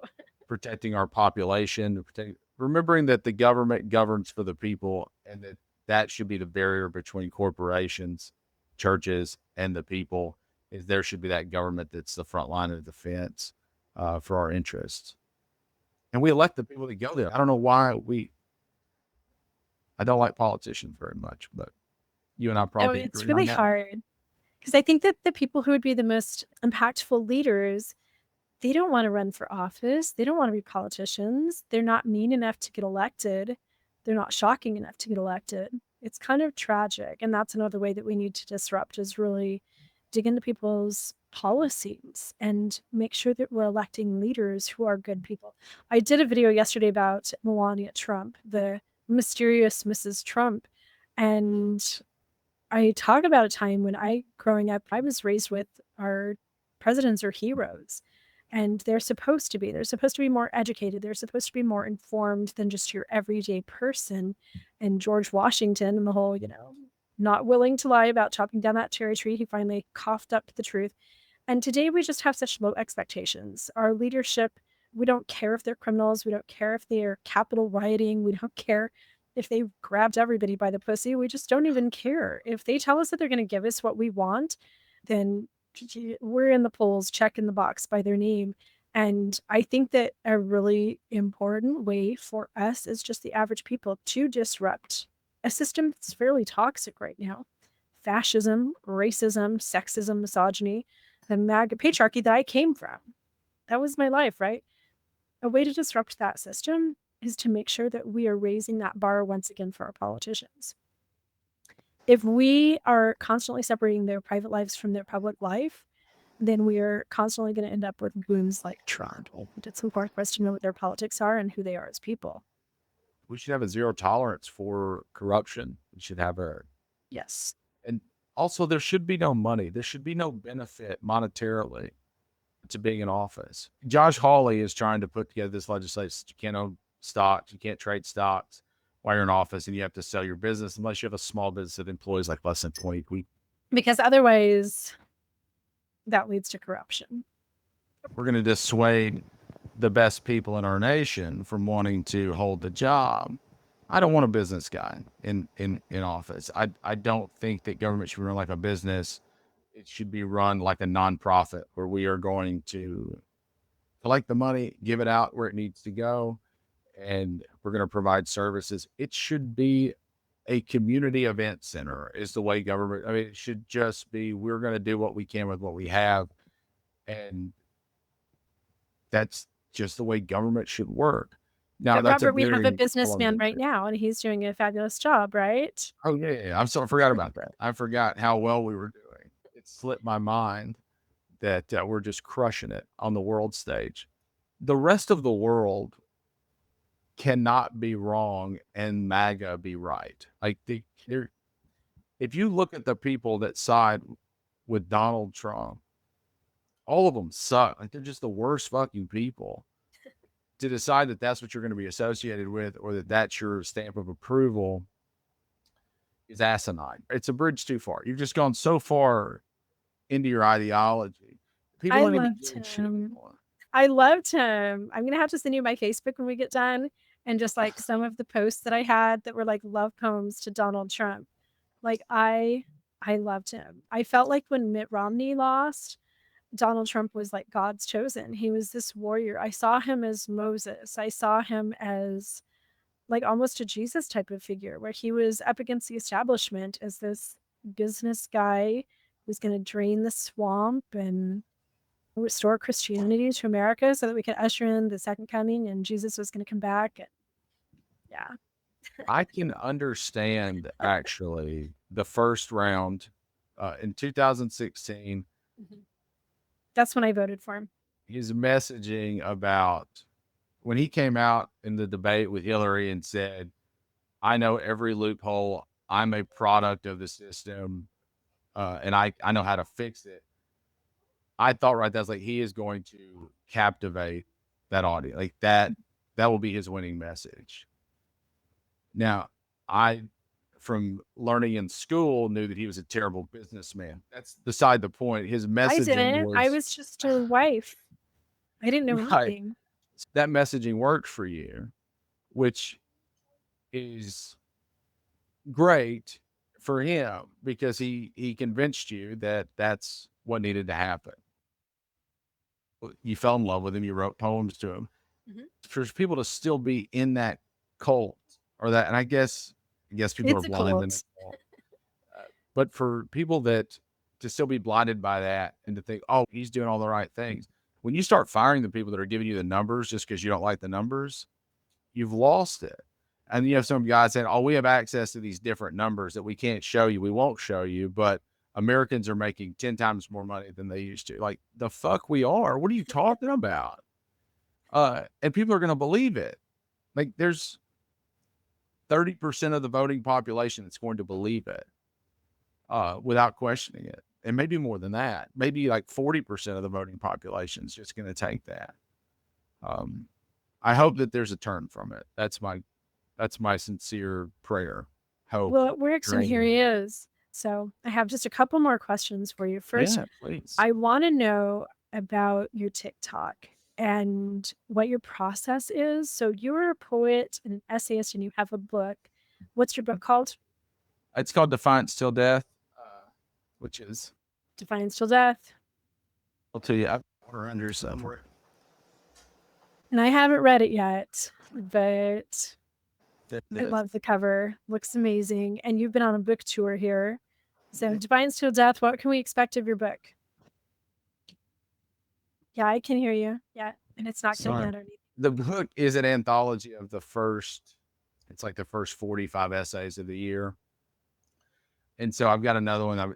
I will be doing anthologies every probably like 3 or 4 months. I'll just package them all and put them in a book. So Robert, do you just wake up in the morning and you like watch the news and you just decide to write an essay or a poem about it? Is that what's behind your TikTok? There we go. Now it shouldn't cut out again. Okay, Are we perfect. good? Okay, so how'd you get started? You wake up in the morning, you just like read the news? I started with writing a thing for my parents. I've written forever. I've always written and put things that bothered me on paper. I've been a songwriter. I like the written word. I like to read. I like to express myself through that. And when Trump won the election, I was like, this is fucking bullshit. So I wrote some really angry poetry about it. And I started writing some essays toward a friend of mine's parents who were struggling with, she was worried. She didn't understand why they didn't understand what was going on. I said, well, let me write something for you. I've typically been the one that my friends come to for either political questions, like what does this stuff really mean? And so it just kind of lent itself to that. I had recorded that video to send to my friends for mom and dad to listen to. And while I was sitting there, I thought, well, I'll just pop this on TikTok real quick. Somebody else might find this useful. And it just kind of did what it did. I didn't mean to. I'm 40. I wasn't trying to be a content creator or anything like that. I always had this goal of being a writer at some point, but I thought it would be once I retired and I, was 60 something years old, I would start writing for the Atlantic or New Yorker or something. So that's when I write 3 to 5 essays a week, probably something like that. I research. It depends on how much research and things that I have to do, but a good portion of it is I get up, I read the news, I kind of get a sense of what's going on, and I'll either find something I need to write about, or something will strike me if I'm reading something about, oh, well, like the Southern Man thing came to me as I was just disgusted at the idea that these people that I've known, grown up with around my whole life. I was talking to a friend of mine, and he was real big try. I was like, what is wrong with you, man? Like, you would not talk to Donald. If Donald Trump walked to your bar, you wouldn't go drink with him. You wouldn't want anything to do with it. Like, why do you celebrate this man so much?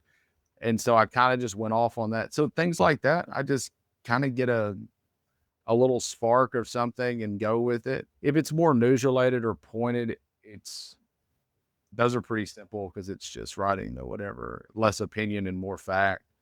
My process is the same as it was in high school. I outline, I bubble cluster, and then I put it together, and then I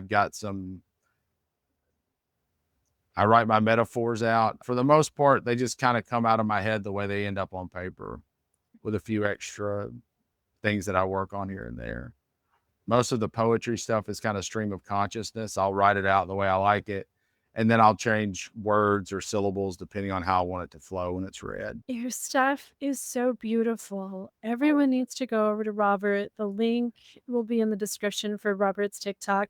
And I don't want you to just click over there after you finish watching my video and just I'm going to spend 3 to 6 minutes on Robert's. Here's what I want y'all to do. I want you to pour yourself a beer or a glass of wine. I want you to put on your pajamas so you're nice and comfy. I want you to sit in your favorite spot on the sectional or your recliner or cuddle up in bed, put in your headphones and watch everything that he has on TikTok.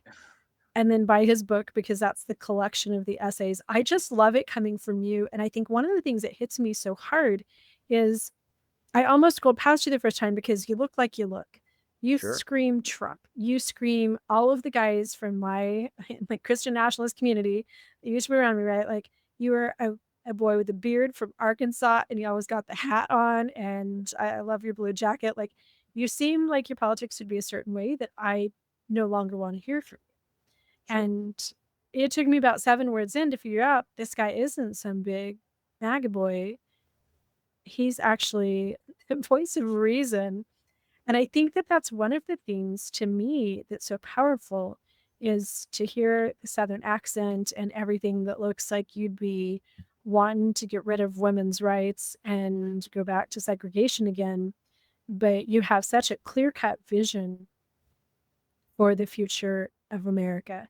You have such an understanding, you almost process stuff in a way that helps me digest it better. I see all the stuff going on in the news and, this is happening over here and this is happening over there. But what does it mean to me?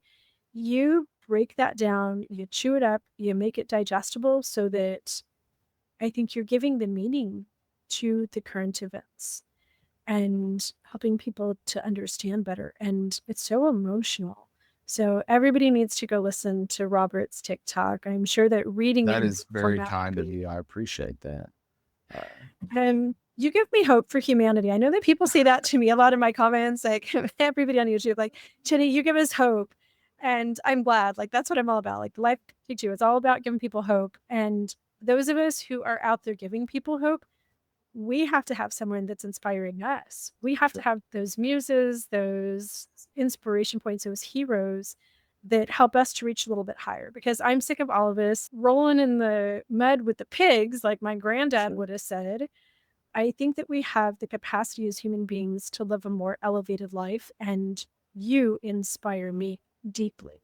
Well, I So appreciate everyone needs that. to go listen, Thank you very Robert. much. Okay, and that's my next question too. Maybe we should, I know where I want you to end it. So this is my next to last question for you. Okay. You are this country boy who should be wearing a red hat, and you're not. So why?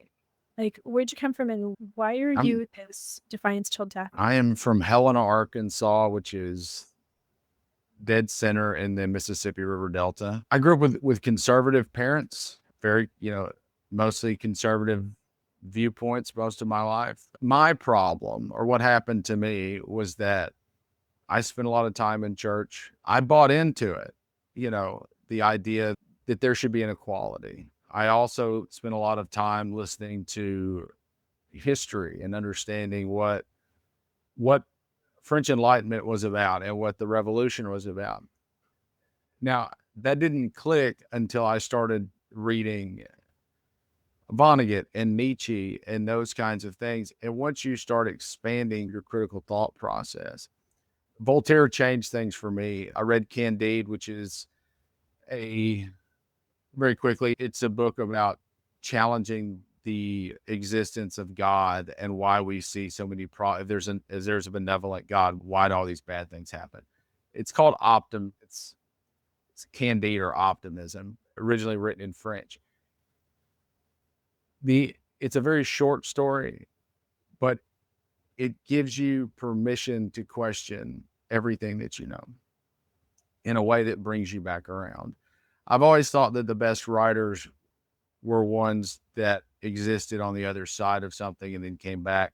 C.S. Lewis was an atheist for a number of years, and then he converted to Christianity, I guess. His ability to write both sides of it is what makes him a prolific writer. He's not afraid to not believe in God because he used to not believe in God. So he doesn't have that fear of it. I think that a lot of what people have is fear of the other side. I think it's incumbent upon us to challenge whatever the opposite of our ideology is. If you're a conservative and you're afraid to look at something from a liberal standpoint or vice versa, you're never going to get very far. You're just going to exist in this little space that's afraid to challenge your own ideologies. And I can assure you that if your ideology can be changed because of a book or because of someone else's viewpoint, you didn't have a very strong ideology anyway. And so it's probably best that you gave it up.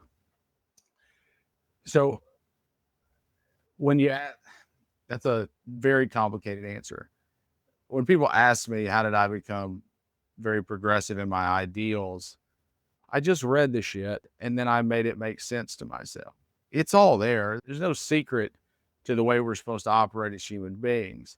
There's nobody that's any less than anybody else. We teach that from the time you're little bitty, unless you grow up in a white supremacist neighborhood, then they teach something different. But most people learn early on that everybody's supposed to be the same. And then when you go through and you read books by people that were big thinkers that had questions that didn't always answer the questions, but they had these thought processes, and we should still be doing that, and we don't. Thinking? Using Yeah, critical thinking? we don't do that anymore. If someone says something that you don't agree with, a lot of people get offended, or they'll just say, "Oh, well, you're stupid," or whatever.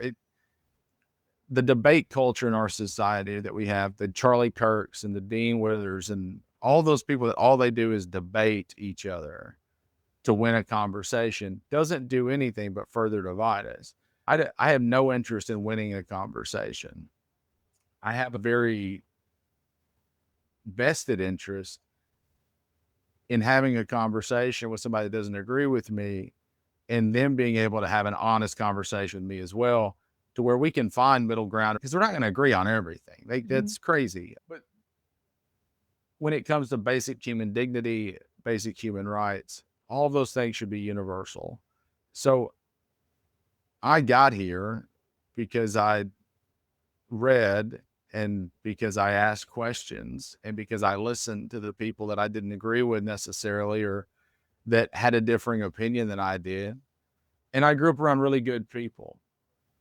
And I don't mean my Aunt Ernestine she was a cafeteria manager, and she made sure that everybody ate, whether they could afford it or not. She was the best of the people that have ever existed in the world, for sure. What's her name? Ernestine Davis. Shout out to the ghost of Ernestine Davis. May we all be a little bit more like her and make sure that everybody is fed. That's very true. So that sort of representation in the world is what I think really made me more empathetic to people. I think working in the restaurant business where you actually see poverty, if you see things and if you know people that exist outside of your lived experience, and that's why I think that reading is so important. I'm not going to know what it's like to be a gay black man in America, but I can read James Baldwin. I can read Hughes. You get that lived experience from reading things that challenge you, that now they try to ban from schools because it's controversial. Like, well, yeah, it's controversial because it's hard. And if there's no representation of that, because it's one thing to say that a child that is having that same experience should read Baldwin. Absolutely. They should be represented. I think it's also very important that a straight white man read James Baldwin to know what that experience is like, because the closest you will ever get is feeling the emotion and the pain that man felt and his defiant attitude toward the way he dealt with society. The closest I'll ever get is reading those words and trying to feel that and relate it to something that I have felt. But we should do that. You should absolutely do that, because there's no other way that we're going to be able to respect one another. The idea of saying that race doesn't exist or sexual orientation doesn't, is crazy. Of course it exists. Recognizing it is not the problem. It's the lack of respect for it. It's not treating it on the same level as your own is what the problem is. If you treat it as something that's lesser than your own experience or your own stance or where you live, then it's a problem. The acknowledgement of it as different is beautiful. That's the whole idea, is that we are a collection of people with different experiences. Sorry, I got really off topic there for a second, but no, I absolutely love all of that. It's really beautiful. So you were raised around really good people, very conservative, church on Sunday type of people. Then you applied some critical thinking, the deep thoughts of remarkable thinkers that you digested and took into your own worldview. And here we are today, somebody with very conservative roots who has found a space where you embrace acceptance of other people. And I always feel from your videos like your primary cause is caretaking. Like you are so nurturing in the way that you defend people who live in poverty, people of other colors, people who's part of minority groups and things like that. The way you talk about alligator Alcatraz in one of your videos and humans living in just absolutely inhumane situations.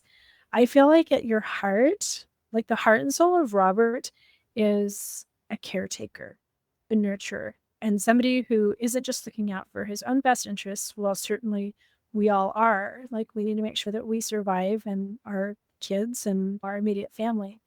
But I feel like you expand that. Like, you have this very expansive empathy for everybody, and that you're not willing to be an Elon Musk if other people don't have homes or are in these deplorable conditions. And I think that's really remarkable, your caretaking spirit. Well, I appreciate that. I do attribute a lot of it to, again, if you've never experienced poverty, if you've never seen poverty, and I mean like real poverty, I don't mean like I'm running short on the Mercedes payment this week. I mean like real poverty. People that struggle to make it, and whether or not they're going to have groceries, and they may not have had groceries for a couple of days. I was homeless for months, sleeping in a car, sleeping outside, tent camping, behind trees, living in my car behind Walmart. It's a whole different world. Yeah. And I think that people view it immediately as lazy because we built this work ethic society where hard work equals money. It doesn't necessarily. I would venture to say that Donald Trump's never worked a hard day in his life. So there's no equating it. There's a lot of people that work very, very hard. They don't have much to show for it. It's your ability to be successful is very dependent on where your starting point is. Mhm. Now, there are some that get through regardless of where they were born. But to lie to yourself or anyone else and pretend that you didn't get a promotion or you didn't get a job opportunity because of who you know or what your station in life is crazy. And having worked with people that are in dire circumstances and having seen the struggle that comes from not knowing how they're going to feed their kids, or it changes your mindset from some people just need help getting their foot just a leg up. It's not that they need a handout forever. They just need a hand up. And a lot of times that's what SNAP benefits are. We forget. I had this conversation with my father once recently. We're talking about unemployment and the difficulties of having, how hard it is to apply for unemployment. Yeah. And in Arkansas, they put a banner across the top of the website. So you can't do it on a telephone. You have to go sit down at a laptop or a desktop computer. I had made the comment that was intentionally mean. That was intentionally cruel for people. And he didn't understand. He goes, well, then they should just go sit at a laptop. Like, how hard is that? I was like, not everybody has a laptop. Not everybody can afford to go to the library to sit in front of a computer. Some people that have lost their jobs may not have electricity or internet at their house. Like, these are things you're taking for granted because that's the way it exists for you, or that they have a 2 breadwinner household. You think that it's just a matter of people complaining for convenience sake when it's like, this is the only means I have to do this. I hope to God that was an eye-opening conversation for him, because I think a lot of the problem is that people don't understand the experience at all. They don't understand that there's a station below theirs, and I don't mean below it as in it's less than, but the things that people take for granted. I had an employee once that was 3 weeks without electricity before she told anybody because she was just going to make it work. It's Arkansas, so it's never comfortable here except for like 2 weeks a year. So it was hot. It was summertime. It was 3 weeks without electricity. That will break your heart to know that somebody's living in that. And they just can't do any better because it's $700 and she has to either buy groceries or whatever. I struggle with it. It hurts that we treat people so poorly. When it's about the floor, not the ceiling. Yeah, we've raised the ceiling. There's so many billionaires. I heard recently that like 1 in every 15 Americans, and this was just 2 weeks ago, now has $1 million in assets. 1 in every 15. It's a really high percentage. That $1 million doesn't go that far anymore, especially like in my housing market where homes are really expensive. Gas is expensive, cars are expensive, everything's expensive, food's expensive. So that $1 million isn't what it used to be. But let's see that 1 in every 15 Americans is millionaires. What about all of the other people? It's not about the ceiling. It's not about how many people are millionaires. It's about the floor. How many people are living in poverty? KT, by the way, any super chats on this video, all of my super chats currently are going to KT, the 26-year-old young adult that we're working to rehabilitate and get him into a home for the first time since he was 16 years old. He was born to an alcoholic, drug-addicted mom and a dad who was just completely missing in action. So by the time he was 3 years old, KT was already homeless.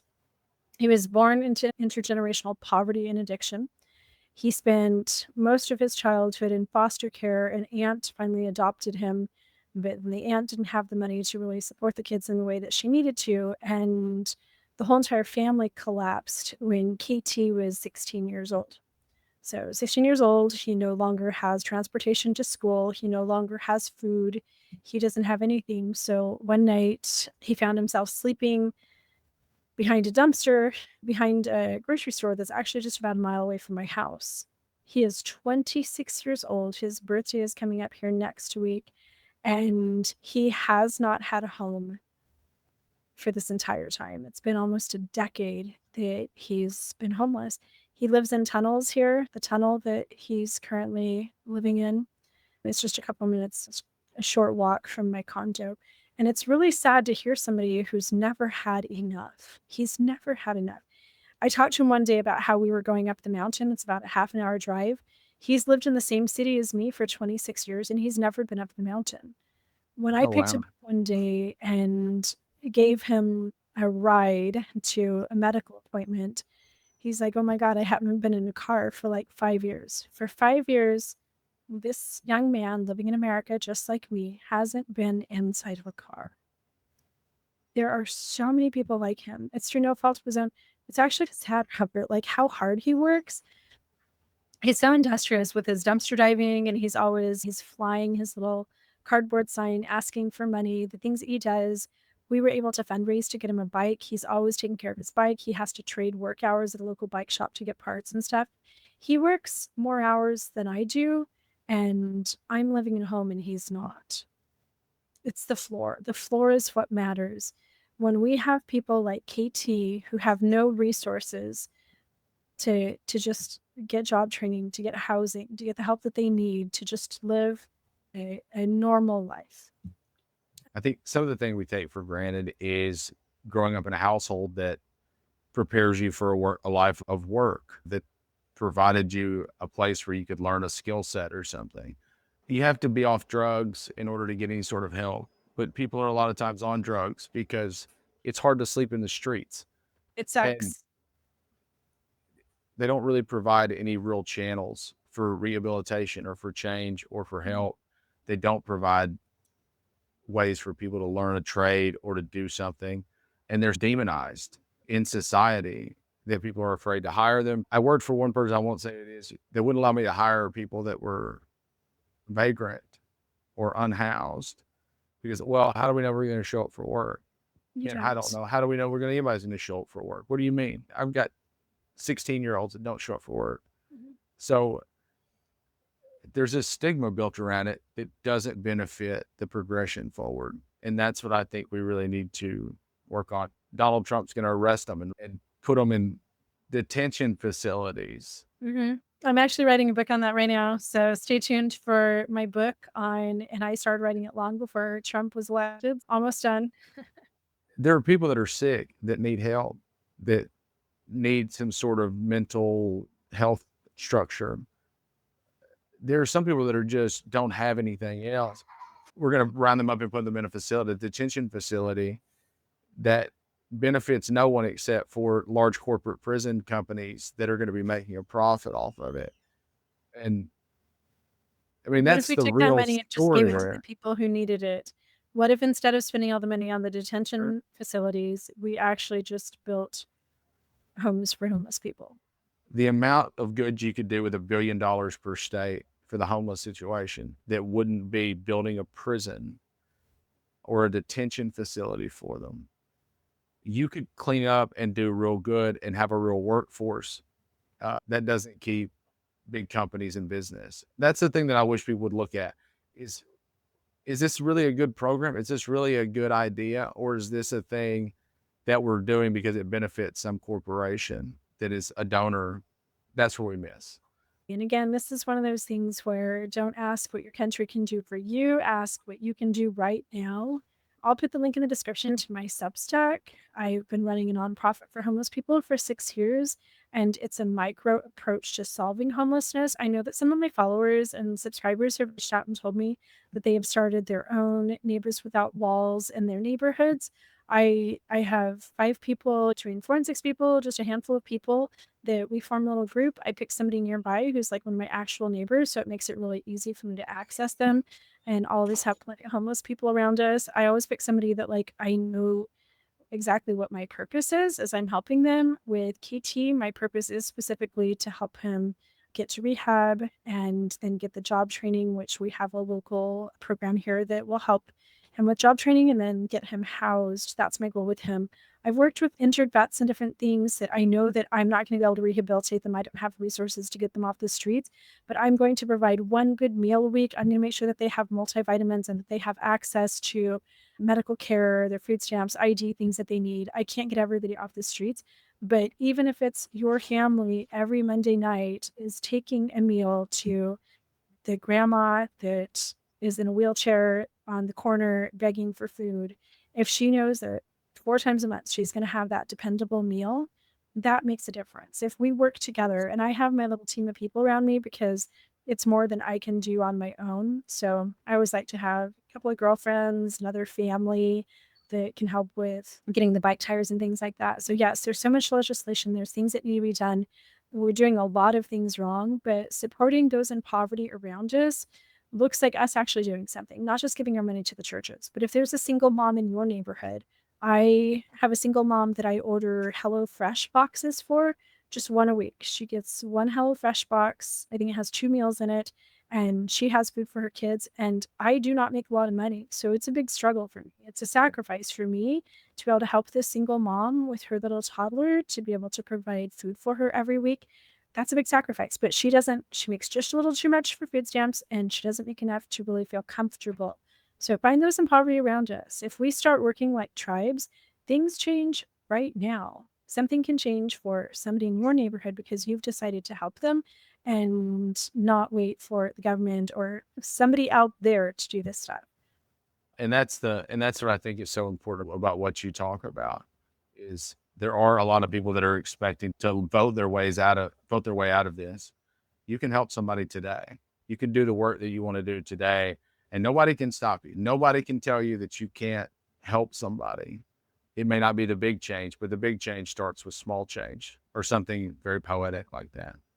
I was homeless after my divorce. My children were homeless with me too. And that moment when I pulled down the door of my storage unit, having been really wealthy and lived this beautiful trad wife life, when I found myself and my children homeless, and that was the hardest moment of my life. I wrote an essay about it on my Substack. I'll put that link in the description. And my little son, he was 8 at the time. He just had this little mini Rubbermaid box. He had his school stuff, his backpack, his homework, a couple pairs of shoes, just enough clothes for the week. And sometimes he stayed with me, but sometimes he was couch surfing with friends. So I had 3 friends, and Brody would sleep on this kid's couch for 3 nights, and then they'd pack up his Rubbermaid and they'd drop him off at the next friend's house. He'd stay there for 3 nights. It was the most horrible time in my life. I would still be there today if I hadn't had people just help me. I had an uncle who gave me a place to stay for an affordable price, life-changing. But then I didn't have a lot of money for like gas or groceries. I didn't have a job. I was really sick at the time. There were so many reasons why I couldn't get back on my feet. I'd never worked, and I was handicapped at the time. Had a major brain injury that was causing neurological problems, and sometimes I couldn't even get out of bed and walk. I'd be paralyzed on half of my body. So I had so many barriers to getting back on my feet. It was just a couple of friends helping do a couple of things. It was my TikTok followers making sure that my kids had school supplies. It was a Bible study group who, for Christmas, donated $400 to me, which was like the biggest chunk of money that I had had after my divorce. I wasn't receiving alimony or child support, so I wasn't getting any. But my ex-husband made sure that I was destitute post-divorce. That $400 I used to buy business cards, and then I used $60 of it to buy an old dresser at a thrift store. And I started a furniture flipping business with my business cards, and I was able to start taking myself out of poverty because other people helped me just a little bit. Nobody came along and gave me $1 million. Nobody was like, I'm going to, send you to college, make sure that you have a degree, fix all of your medical problems. Little bit by little bit, a couple of people helped me in just really small ways. And I was able to use those resources to get to where I am today, which is paying my own rent, building a business for myself, and living but a safe and happy life. So many people around us, like maybe they don't need everything. They just need a little bit of help. I took dinner to KT a couple weeks ago, and he like grabbed his stomach and he's like, "Oh, my pants don't fit anymore. You're making me fat." Because for the first time in his life, 3 days a week, he has consistent nutrition. I also have some multivitamins I take in protein shakes and things like that. It's the first time in his entire life that he's had consistent nutrition. I don't have a house to put him in, but I can make sure that KT, my neighbor without a home, gains a little bit of weight and starts to feel better. Well, I think if everybody would make a small difference in the life of someone else, we kind of dig our way out of this stuff a little bit. And I know that may be lofty thinking. I can think on individual people that made a huge difference in my life that have challenged me and made me do other things. And if you can be that for somebody, you don't have to change the world all at one time. You just have to change the life of the person that does change the world. That's what my interesting would say. You don't have to be the person that changes the world. You just have to be the person that helps the person that does. And so that was her motto, I guess, so to speak, as she went through taking care of these children and making sure everybody ate, has said, somebody will change the world. And she just wanted to be a part of it somehow. So I think it's important that we use that's so beautiful. Can we linger here for just a second before I let you go? So you don't have to change the world. Most of us aren't capable of that. But maybe the little HelloFresh food box that I'm sending to single mom, maybe homeless KT, maybe somebody over the years that I've helped, maybe that's going to be the person that comes along and changes the world. And I'm not changing the whole world myself, but I'm called Life Take Two because I almost died. I almost took my own life after my divorce when I found myself homeless. And that moment that I woke up after being in a coma in the hospital, realizing my life is never going to be the same, but whatever I do, I'm really going to try to make a difference for other people. And I've helped hundreds of women escape domestic violence. I have been part of legislation, pioneering ex-Mormon TikTok. I helped so many people leave Mormonism and deconstruct and get to a place of happiness. And if I hadn't had those couple people who had housed me, made sure that I had food, friends that just would give me $20 for gas here and there, and people also who maybe they didn't give me anything financially, but they were there for me and kept me going. There were so many people along the way that helped me just be here today. And I'm able now to pay it forward and help other people. That is the most beautiful thought to end on. Robert, I love that. Can we turn that into a t-shirt? Sure. I'll try to make it sound a little cleaner, but It's along the lines of, I was at a Cory Booker town hall. It was the very first Democratic thing that I've ever gone to because I just left MAGA not even 2 years ago. So Cory Booker, Mark Kelly, Gabby Giffords, who was shot just a couple of miles away from my house here, such a hero of mine. Gabby just has such an indomitable spirit despite her brain injury and all the things that she's gone through. They were here for a town hall with our local mayor, and I went. I was a little bit nervous about it because I'd always thought that Democrats were evil, baby-killing Satanists, Of course, And as we are. it was a moment of real deconstruction for me. Like, I automatically just had all these triggers walking in there. There were, purple-haired lesbians and all of these people of different colors and stuff, and I have not quite deconstructed MAGA yet. And it was the most beautiful 2 hours of my life, and really made me realize that sometimes we fear things because other people have told us to fear them, and there's absolutely nothing to fear, and we're missing out. I had been missing out for most of my life on this community of really beautiful people because they had been villainized. But Cory Booker spoke that night. It was just a little while after he'd done his 25-hour filibuster, and he had a quote that I took a note of. He said, "Don't let your inability to do everything stop you from just doing something." Combine those two thoughts together, like you can't fix everything for somebody, but don't let that stop you from reaching out and doing something for someone around you. Anyway, that's how we change the world. That right there, that is how we change the world. Your aunt being the difference maker for the difference makers. There you go. That's the important thing. Don't try to do it on your own. Just try to help everybody you come in contact with. Somehow you'll get there. Somebody will fix this shit. We Instead just of the trickle down. Yeah. Instead of the trickle down, What we're going for is a trickle up. We're going to trickle up. I cannot rain money on anybody, but I can help a little bit here and there. I have my little budget for KT, my homeless friend, and I fundraise for him, and all of my super chats are going to him. We may not be able to change the world for everybody, but trickle up, right? Can we make that catch on, do you think? Yeah, I'll work on something. Also, it's not even just the people you help, it's the people that see you doing it. Your followers are the people that watch you on TikTok and YouTube. The lives you change there, just in your example, you affect a lot of change, whether that's, of course, it's your intention, but whether you know it or not, you affect a lot of change that you're not aware of. So the example that you put out there of what you're doing will inevitably trigger someone else to do the same thing, and probably way more than you actually realize. So, you probably are changing the world. You just don't realize it yet. You haven't seen the total effects of it yet, but you're in I've there. been, I've You'll been be so in that influenced by conversation, people. Jenny. Well, I hope that whenever I'm included in conversations, it's for good. I've been so influenced by so many people around me. That's such a good point.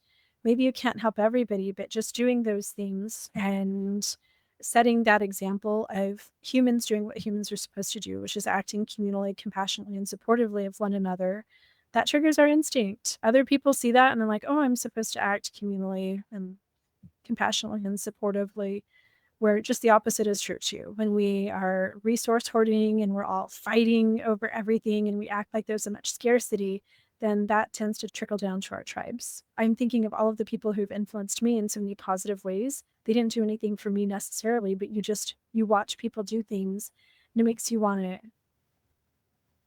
do the same. And I think representation like that's important. Absolutely. That people see people like me and you doing things, and they find the inspiration to also do things. Do something. I started off right after I was homeless, but then when I started my furniture flipping business and I was completely homebound and bedbound, that's why I was on TikTok. Like I was pioneering ex-Mormon TikTok, but it's because I was stuck at home. I couldn't even drive or anything. I was having seizures all the time and I was so sick. And I started off thinking, I'm not paying Mormon tithing anymore, but I want to make sure that I'm just giving back to people because so many people are helping me. And it was a really lofty goal for me, but I said $40 a month. I'm going to start off with $40 a month. And I actually had cash in my pocket so that I didn't spend it on something else. $40 a month, I'm going to find somebody who needs help. I remember one Christmas, I tipped, she's like a mom at the drive-thru. It was at Starbucks. It was some other coffee shop. And she's just telling me that she was wrapping presents for 5 kids. And she's working at this coffee shop and she just didn't look like she had a lot of money. And I was like, is it hard for you to pay for Christmas? And she's like, yeah. She's like, oh my God, I struggle so much. I'm a single mom. So I gave her all of my $40 that month. Sometimes I would take the money and just buy a cooler and go give popsicles to as many homeless people as I could on really hot days, sandwiches, things like that. But I was very strategic about what I was going to do with that $40. And that was all that I had. That was all that I could give to people. And sometimes it's time. Sometimes it's just helping others. But I don't know. I haven't changed the world, but I made a little bit of difference in people's lives. And so have you. I appreciate that. I think our idea of changing the world is different than it should be. Right, because TV makes it look like, wow, we can do this big thing. My goal is just to affect positive change. And if that is somebody heard or read something that I wrote and it caused them to go out and do something or change their attitude towards immigration or poverty or anything, then I've affected change in a positive way. And that's the goal. Having lofty goals, I think are great. I do hope that we fix this whole thing. I do. If we can make the small changes, I think the big changes fall into place. We have to make the small changes, though. It's not up to anyone else. So stop waiting for the president to do it. Stop waiting for the whole country to change. We're not just here along for the ride for the next 4 years. Right now, today, there's somebody out there that you can go help. So Go do help it. somebody. Yeah, help somebody. Let's stop scrolling our TikToks. I mean, listen to our podcast. That's the important thing. But only scroll Robert on TikTok. Like, he's the only thing. Defiance till death. But let's get out there and actually do things. Let's trickle up. That's how we make America great for once. There it is. Rebuild our tribes.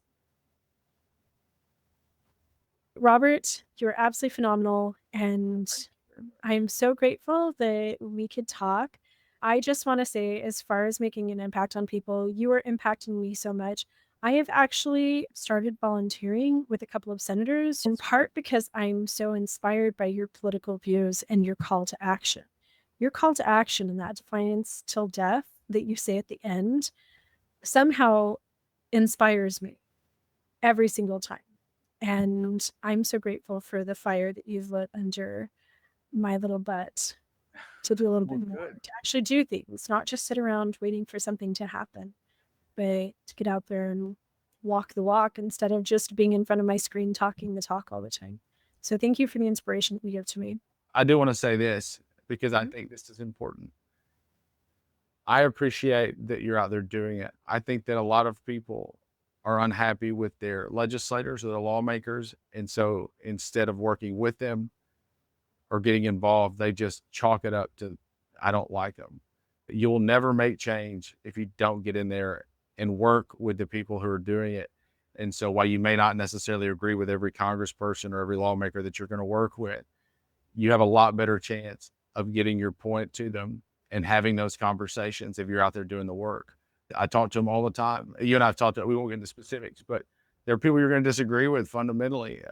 And if you're not out there working with them and trying to be involved in the process, you're not going to affect the change you want to anyway. So I thank you for doing the work. I appreciate that. Thanks. Email your senators, guys. I asked ChatGPT for the emails of all of my senators and all of my local leadership and stuff. My local mayor, I've emailed her 3 different times now.